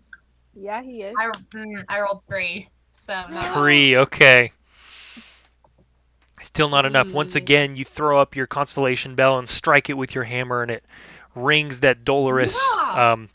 And the sound waves kind of cause the boneless to ripple, but it is still affixed. Okay, and then I will bonus action because I can do that. Cast Healing Word on Azel. Awesome. God, what? So you are going to take some healing. That's good. Take it. Bless. 6 points of healing. Yes, sir. Let's go. We in it. Solid. And All that's right. it. That's it for me. Actually, I'll move. I'd like to not be. I'm just gonna move away. You should have control. Okay, it's not letting me. How do I do You have it? to switch back to your pointer tool instead of the ruler. It's not letting me move. I just want to be like right here. Weird. Try it again. I don't. There we go. I don't know what happened there. I totally didn't forget to give you permission to move it, so I don't know. I totally remembered to do that thing, so I don't know why it wasn't letting you do it, but I'm glad it worked now. That's weird. Yeah. Whatever that random fix was that fixed it. Right there. Fantastic. Okay. After your turn, Heidi, the wretched have all passed. May they rest in peace. Pieces. More like, because that one got kebabbed. Draka's Thank turn. goodness. Draka is going to... suddenly her midnight blue scales are going to go this, like, deep kind of ethereal shade of midnight blue. And the silver spots of light are going to glow as she's going to shift into her... we're going to do the chalice form, I believe. What? Druid. Oh. And so basically, a constellation of a life-giving goblet appears on her. So the stars are going to rearrange themselves into the form of that chalice. She can heal a bonus 1d8 plus wisdom mod to anyone after she heals someone. So let's see. She's going to run and she'll actually no. She'll just healing word Azel, but second level. Go for it. So Azel, that's going to be 11 points of healing. And then who would be the next most damaged? I'm pretty good. I have 5 gone. I haven't been hit. I'm like 11 down. Okay, so I guess Heidi then. That's going to be 9 points of healing to you. She says, "Stillness be with you," and sends this flash of starlight to Azel. And as she does that, the star constellation on her glows, and a similar constellation appears above Heidi, and it pours this moonlight over top of you. Healing you as well. It looks like I do appreciate it. It takes her action to move the moonbeam. Let's see here. Wild shape is an action, so she used her action to wild shape into that bonus action healing word. So she is resolved. Azel, it is your turn. You have been healed. You are grappled, so you are blind, grappled, and suffocating. Your speed is 0. But we already covered it. I can still make an attack, right? Disadvantage. Oh, well, never mind. I'm going to try to get out of the grapple. Okay, athletics. 16. That is a success. You are able to remove the boneless. You pry it off and kind of slam it onto the ground.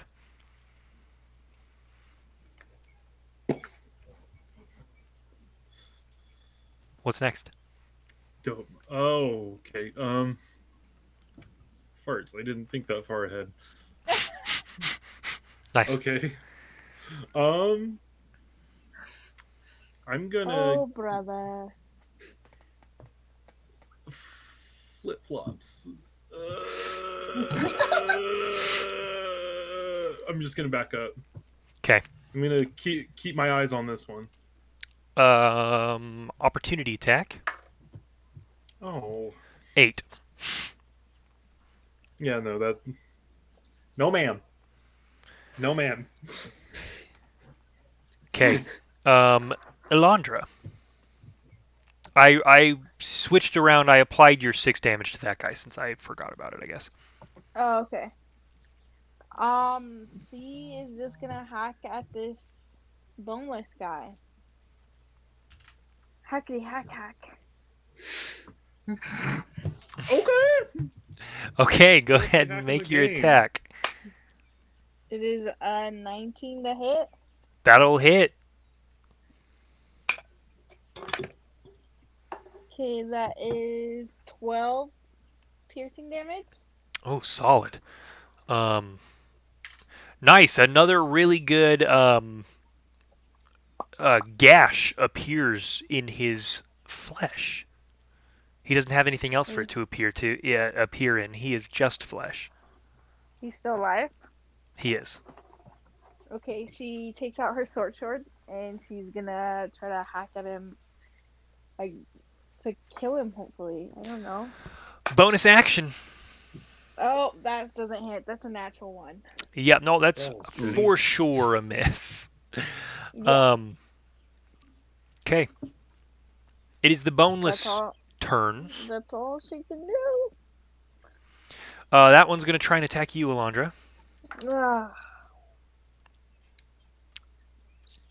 12. No. 23. Yep. Dang it. That's going to be 4 points of bludgeoning damage. Okay. Make a con save to keep concentration on Hunter's Mark.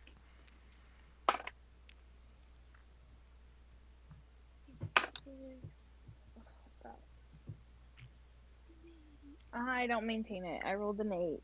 Okay, yep, so that fades.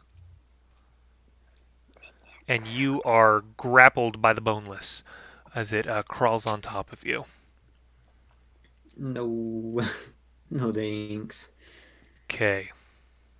Aaron, boneless C is going to attempt to use its attacks against you. Natural 1. And a What a dirty loser. 20? No, a Yeah, that dirty 17. 20 hits. 17. Norn, he's a wizard. Well, sometimes he casts shield. I don't know. True. But not this time. No, not this time. 6 points of bludgeoning damage. And Oof. you are Okay. grappled by it. Man, this is gonna be an endless cycle, isn't it? Azel, that one, actually, it's under the effects of the spell. That's not concentration, is it? Your icy death.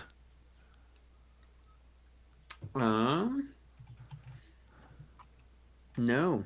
Okay, so yeah, so he has to use his action to be able to move. Yeah. Okay.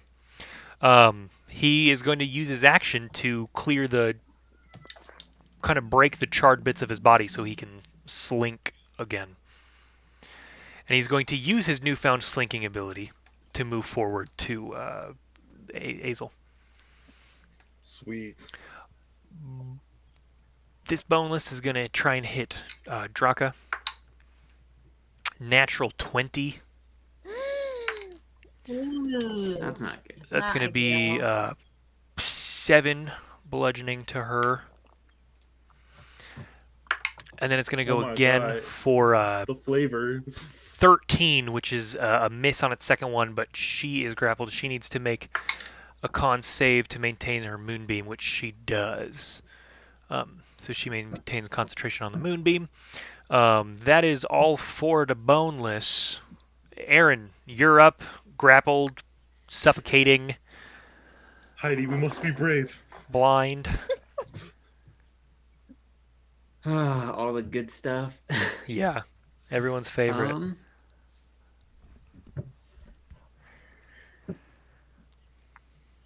Yeah, I can't move, can I? Even with this thing on top of You're me. grappled. Technically, your speed is 0. Okay.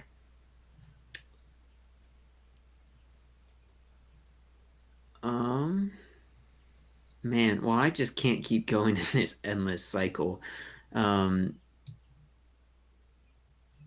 I cast? Or let me. Dang it, and I can't do any verbal aspects either. So there's like not anything I can do. I have a dagger. How about I try it and stab this thing? Okay. Make an attack with disadvantage.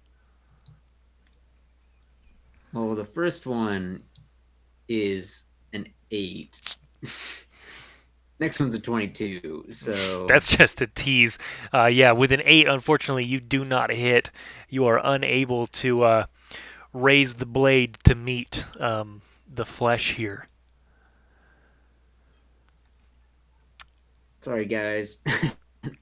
Heidi, That's it. It's your turn. Ilandra, Draka, and Aaron are drowning in skin. Oh my god, this is not good.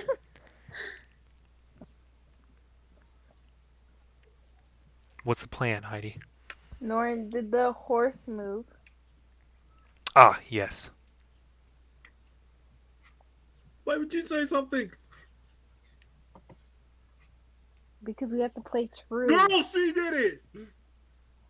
She's getting away. She's gonna get away, and all the boneless are gonna. See, I was Come on. planning to prepare a spell to stop that, but... Good catch, Jenny. Damn it. Jenny, make a dex save to try not Okay. to fall off. Oh, fuck. Just regular. Yeah, This is not good. that's a 7, y'all. God damn it. Now she is gonna run. Okay.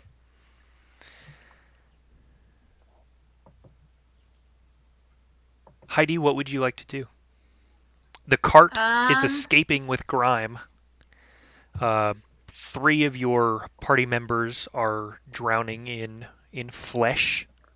Chase after her, Heidi. Chase after her. I'm so slow. Like, that's not gonna help. I have an idea though. So this one right here, I'm going to guiding bolt it. Okay. Yeah. I'm tired of it. I'm tired of this. Go ahead and make your attack roll. Jenny, 15. you might still be able to. 15 hits. Oh, thank God. Okay. So that's 4d6.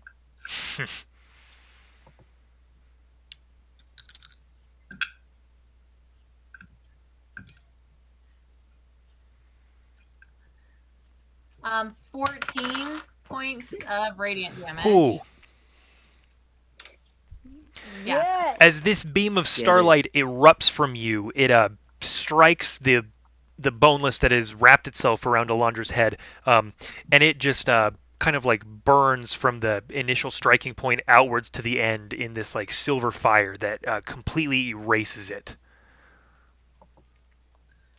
into And foul-smelling then ash. And then I'm just yell, Alondra, get the horse, and I will cast nothing else actually. Fight! And that's it. Okay. All right, it's Draka's turn. She is grappled and blind and all that. Let's see.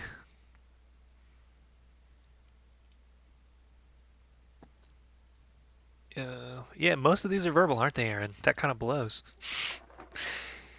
She's going to make an athletics check to attempt to free herself. With a 14, she succeeds. Yeah. She throws it. She is going to take an opportunity attack as she Yes. runs, Get Draka. which it misses with an 11. She's going to come this way. She's going to throw a healing word back to Aaron. You could probably use it, huh?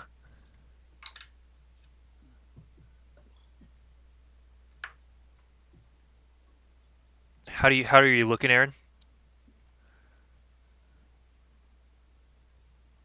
I've taken some hits. I'm not horrible, but Okay. Yeah, she'll probably toss it back to you. She'll just do a first level. And that's going to be 9 points of healing. perfect. And then she gets her bonus D8 plus 4. Is there anyone who looks like they could use that at this point?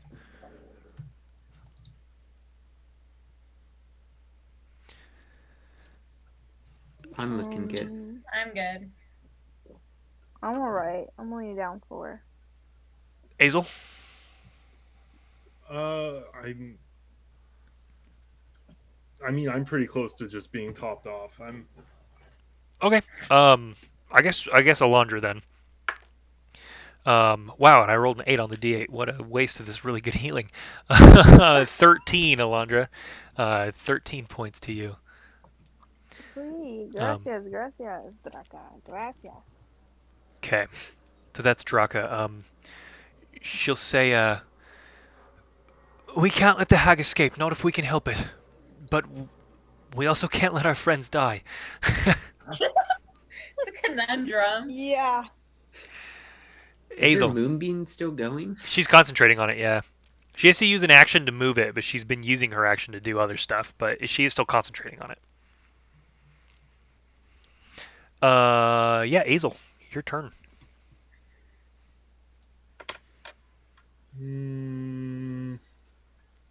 How does the one in front of me look? Super bad. Okay. Azel's gonna turn around. So to super beat- bad you could call him McLovin. Ooh, okay. Yeah, Azel's just gonna focus on hitting this guy. Okay, go He's ahead. gonna turn around. Focus on getting the hag. I'll get Aaron. And Bro, there's 3 of them. fine, bring it. Oh my god. A bitch ain't scared. I'm a bad are bitch. They one. can't kill me. Okay, so I'm gonna make an unarmed strike against the one in front of me. Go for it. Is this astral arm or azal arm? This is an azal, and it's the 18 to hit. That hits. Sweet. So that's 1d4 force, and that's 6 force damage. Oh, solid. As your force damage strikes it, it just falls into this pile, which you've seen it do a couple of times, but at this point, it is not looking like it's going to come back up. Okay, and then I'm gonna expend my movement. 5, 10, 15, 20. And if I make an unarmed strike against an opponent that's grappling my, like, a friendly creature, am I impacted if I hit it? Like, is there any chance I could hit Aaron? There is a chance because it's like wrapped itself around Aaron, but you'll just have to be careful about it. I'll say you'll have to roll at disadvantage to try and avoid striking him.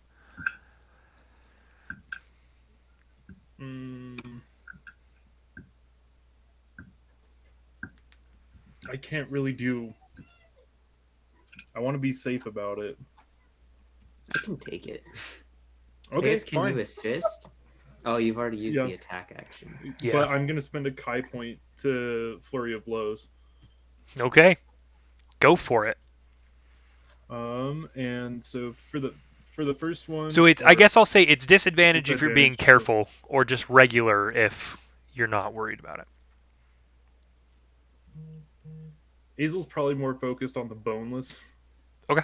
Don't worry about it. I So hit you. Yeah. For sure. Okay, go You ahead. did hit me. Go ahead and definitely roll fair. your So that's a damage. 21 to hit. Yeah, that hits. Oh yeah. That's 5 damage on the first blow, Okay, Aaron, take 2. Okay. and then on the second flurry, that's going to be 25 to hit, For sure. and that's 8 damage. Aaron, take 4. But as your second strike hits it, it goes. It was like crushing you, Aaron. It has since gone limp, and thank it goodness. kind of like slides off. Alondra. Yeah, Unless there's anything else. I guess Azel would be like, "There you are. We got to watch each other's backs."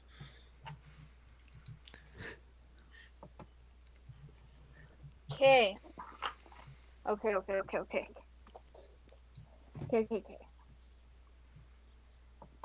She's not dumb. Okay, she is going. Uh-oh.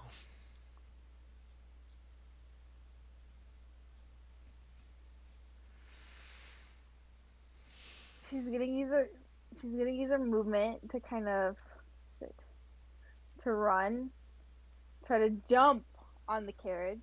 Okay. And use her trainings of being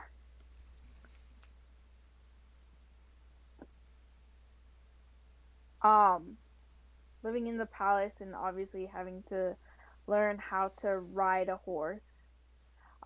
She's gonna try to get up here and take the reins of the horse and slow it down. Okay. Make an animal handling check. It's pretty panicked right now. So go ahead and roll animal handling. Oh boy. Okay, that is a 11. Okay, you're able to slow it down. Okay. All right. I thought you were gonna have me like do a dex check to see if I could make it onto the carriage, but okay. No, I mean it's not moving exceptionally fast because it's like really tight. It's hard for the horse to move here, and it's not like it's very high off the ground. You can climb into it pretty easy. So I'd Okay, say well, that's I just burned the sec of my. Okay, that's fine. I wanted to be safe. sorry. Okay. Anything else? Or is that all for you?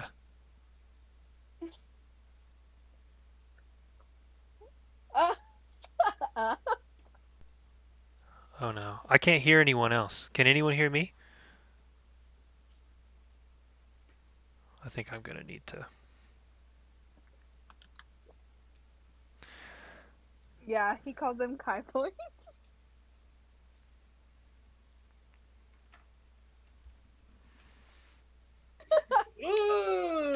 Have you never heard that before?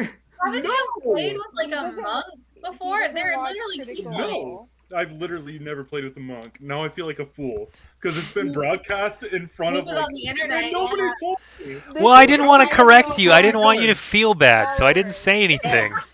You should have corrected me on episode 1. This is like episode what? 8? No, more than that. This is like 14 or 15, Easton. So this is episode 15. There's been 15 episodes. 13 and a half. I didn't- For you. I didn't want to be like, Easton, you read that word wrong. You're so You should have. you're so bad at reading. This is worse Hey, than the time Ethan, nobody you told me got there was a that hole in my word wrong. pants. You're really bad at reading. Yeah, I guess the 2 letters. There was only a couple ways I could interpret it. Chai point. A chai point? I want to expend a chai point. Chai. I'd like to spend a locomotive point. uh, all right, Elandra, anything else? I just feel like a damn fool. Okay, so that was. Wait, did you even hear us making fun of you, Norn? No, it cut out. I didn't hear anything. Oh well, Alondra passed her animal handling check. Yeah. Sort of. That was technically my action, right? Yes. Okay. Damn. Yeah, that's all she does. She's just tugging on it to slow down. Okay, after you is the final Oh, boneless. boy. It's gonna come to Heidi here and make a slam attack for a 15. No, absolutely not. Yeah. How about it a off. 21? Ooh. Yeah. Go fish. That's gonna be 5 points of bludgeoning damage, and you are Ooh. enveloped once again. Enveloped. However, that is the only remaining boneless. So, Aaron, it's your turn. Okay. Let's see, that's what? 5, 10, 15, 20, 25. Oh, that's all I have. Okay. And then, yeah, so she's covered right here, correct? She is, yes. Can I use Mage Hand to try and pull it off?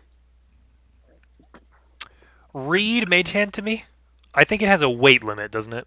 It does. It's like not much. So It's like 5 They're pounds, only- right? They're boneless, and that's most of your weight.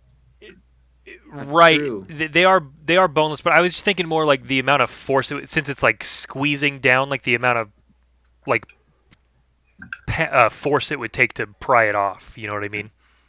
If it can Mhm. only lift 5 pounds, I don't think it can exert enough force to break a grapple. That's true. That's true. You can't just cave like that. You gotta fight. Norn, that's crap. Nope, I made my call on that one. It's okay. If he makes his call now, I can come up with an even more absurd call later. Perfect. It's like legendary actions. Norn only gets 3 per session, so Oh my. yeah, I mean, in that case, shoot, I can't run up and do anything either.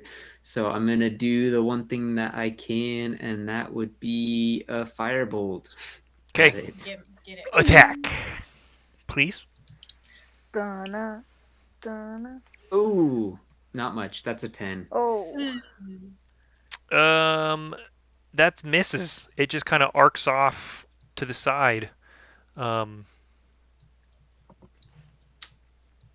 cool. Like way over here. Didn't realize I had that bad aim. I figured it just grazed it. I guess with a 10, it's probably more like that, huh?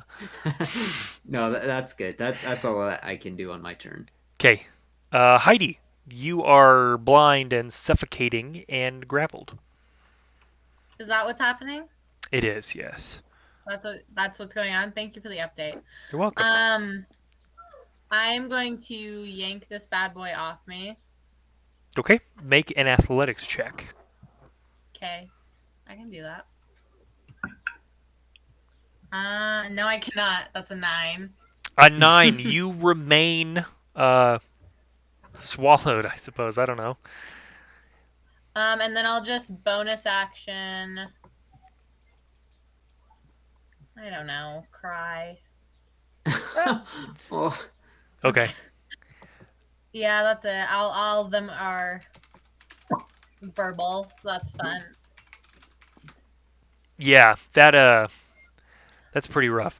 Also, Oh, wait. Stop. sorry, hold on. Stop. Let me update you Okay. real quick. The Sage Advice Compendium, Jeremy Crawford updated it. Crying is actually a free action. Oh, perfect. So Just kidding. Heidi doesn't cry. Heidi's too badass for that. She's a mom. Ooh, She I like cries. it. I just, you know, bloop, bloop, bloop, bloop, bloop. That's it. bloop, bloop, bloop, bloop. I like it. I'm saying a La, la, lot la, of la. words inside this thing. Okay, Draka is going to. Let's see. Will her moonbeam? I assume if she puts it on top of you, it'll strike you. So she's not going to do that. Instead, what she'll do is a little freezing ray. She's going to make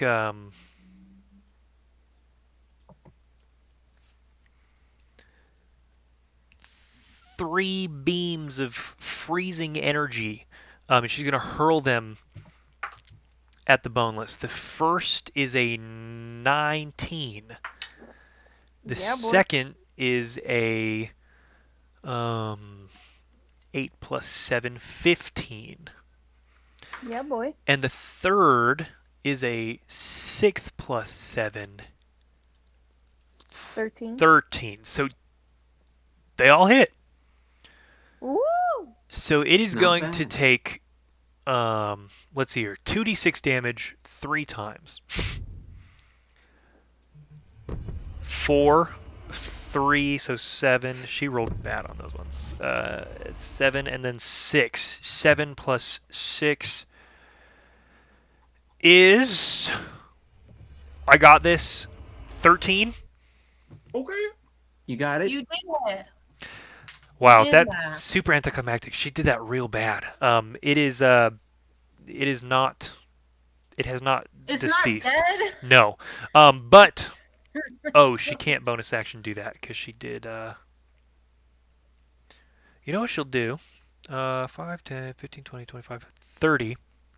She'll come up here, and she will. Oh, never mind. That's not a bonus action. Never mind. Sorry, she's done. She's just gonna stand there. she can't help anymore. Azel. Okay. I am going to boop, boop, boop, boop, boop, boop, boop. Go this way. No. I'll move to here. Oh. What was that? Sorry. He do be charging though. New. I didn't know you could do that. What? You can map out where you're, like, if you grab your character and right click, you can like map out.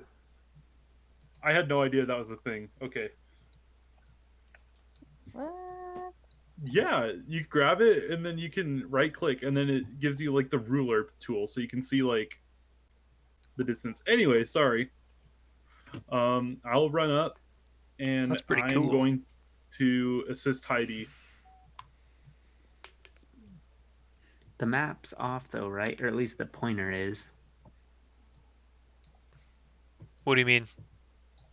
Isn't like the ruler slightly off? I don't think it counts diagonals. Oh, No, it doesn't. Not in the way that balls. the movement for it goes. But Okay, well, Azel's plan is to 5, 10, 15, 20, 25, 30, 35, 40. Oh my god, and he's right there. Could I have done something different?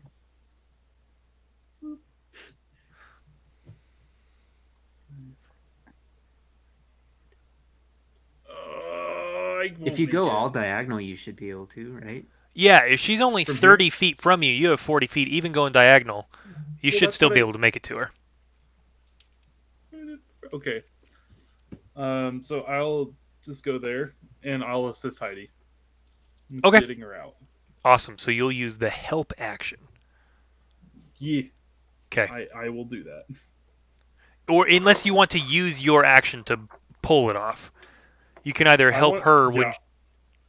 I want to use my athletics and Okay. like my astral arms. Fantastic. Or actually, since I can use wisdom instead of my strength saving throws, when I activate my arms, can I do that? Like use my astral arms to pull the Sure. boneless off? Okay. That makes sense to me. Yeet! That's a dirty 20. For sure, yeah.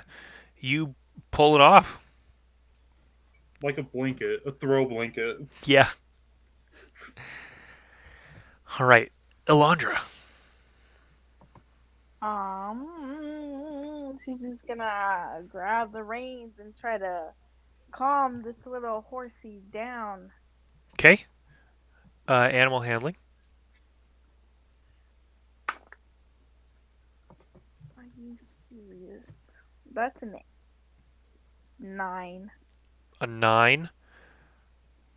Yes. That you agitate it a little more, and it charges forward a bit. Okay. That's fine. That's all she does. Okay. All right. After you, it is the boneless turn. You guys have managed to go this whole fight without remaining grappled at the start of a boneless turn. So it has an ability that it has not been able to do, because you've managed to avoid it the entire time. As long as this fight is gone. Yay. It's going to make one attack, a 19 against Heidi. Oh. For 3 points of bludgeoning. Yeah. It's going to make a second attack for a 23 against Azel. What the hell, Wait, man? who Yeah, is he gonna cover then? both of us. And that's going to be No. 5 bludgeoning Azel. He can't. And do it is going that. to wrap itself around you. Yep. Makes sense. Aaron. Okay, let's see. Oops, clicker. 5, 10, 15, 25. Perfect, so I'm here. Can I just use like the help action to help drag this off? So if you use the help action, Heidi will get advantage on her attempt to take it off. Or you can use your action to do your athletics and try and pull it off yourself. Either one. I'll let. How buff is Heidi? I'm good. I'm good. Okay, yeah, then I'll go to help her because I understand that I am a wizard. I'm pretty buff. Okay. Not gonna lie. Okay, so you'll take the help So action. Maybe to help, I use like my mage hand. yeah. You've got like your hands on it, and then you have the mage hand as well, kind of all three pulling. Anything else, Aaron? That's your action. Yeah, that would be it for me.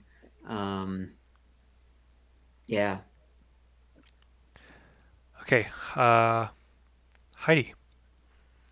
I'm gonna try and pull this thing off. Okay. Advantage. because of Aaron's help?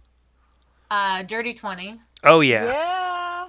you've There we removed go, it teamwork. once again. Whew. I know I could rely on you guys. Anything else? Nope. Okay, Draka's turn. She's going to unleash a frostbite on it, so it needs to make a con save, which it rolled an 8. So it failed, so she's going to get a d6, which is going to be 2 damage. Which is still... Did she sell Moonbeam? It's still not... Oh, you're totally right. And now the issue was that it was grappling people. Now that it's not... Oh, true. That wouldn't work good if she just fried us. Exactly. That's why she wasn't doing it. But you're right. Now that it's not grappling anybody, she totally can move it on top of it. So it needs to make a con save for... which it fails, so it's going to do 2d10. There we go, that's better. 17 points of damage. Moonbeam. Which, again, is going to turn it into this gray silver dust as it is just obliterated. All the monsters have been detained. Between the threat disappearing and Draka able to calm the horse down as its owner, you're able to get the horse. Grime is going to say, "Oh, you caught me. I thought for a second I was going to have an escape, but I guess I should have known. I shouldn't have doubted you. Nice job out there." So what exactly were you responsible for here, Grime? What do you mean? What was I responsible for? You said you made an attempt to escape. What part of it was your attempt? I saw an opportunity and I took it. I had the wagon and the horse to myself. Don't like it. I'm very doubtful that that was what you did, but whatever. Get her. Do you think I hired those bags of skin? Was I talking to you?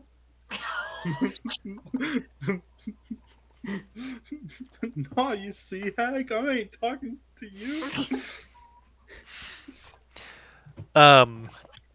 With that, you guys can begin your, or I guess rather, I should say resume your travel, and probably only go for another like hour or so before it's time to make camp. Is there anything before camp that needs to be addressed or discussed by anybody? I don't think so. Mm-mm. All right. Not for this guy.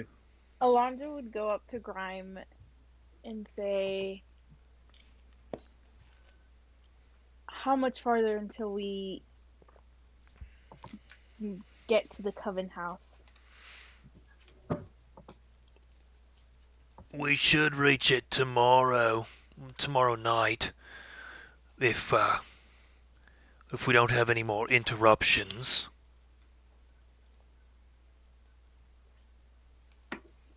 More interruptions similar to this one, or worse creatures? Our presence affects the forest in a strange way. We sort of attract creatures that aren't welcome anywhere else. It's not that we necessarily welcome them anymore. I hate those skin sacks and the wretched that you fought, but I don't know, they're just drawn to our energy, I guess. And they taste good, too. Did you eat one?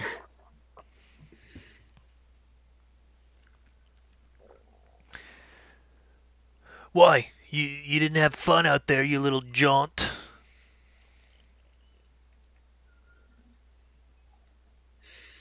I think we should keep the fun to a minimum.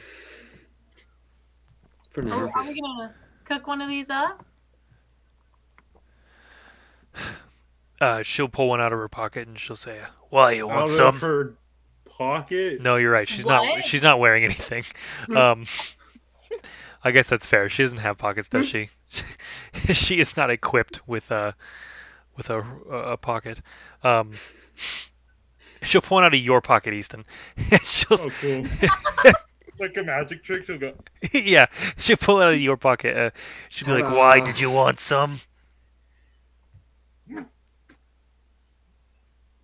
Sue yourself, and then she'll just like swallow it whole. Oh.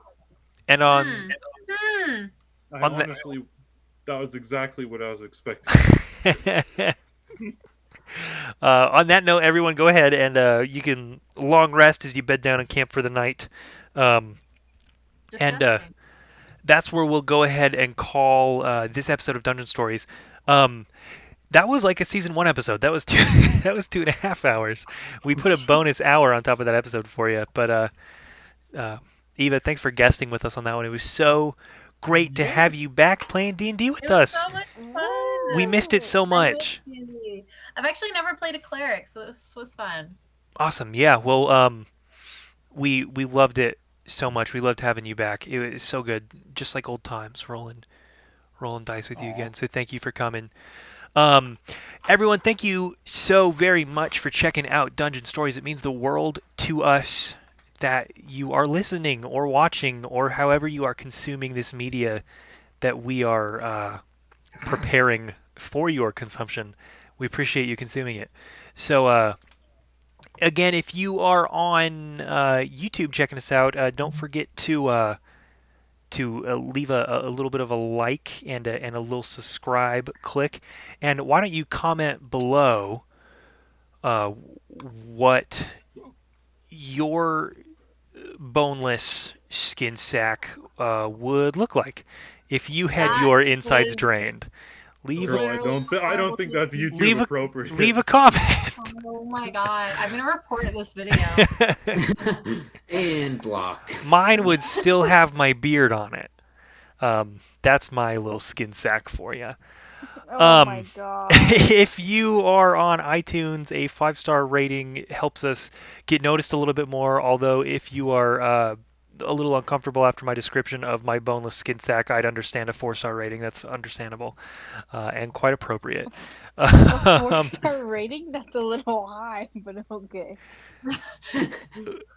Ah. And again, just let people know that we are a podcast that exists. Spread the word, little mouth of word advertising, as the kids call it these days. The kids call it? Yeah. And I feel like 20. and with that, everybody, thank you so much for checking out Dungeon Stories.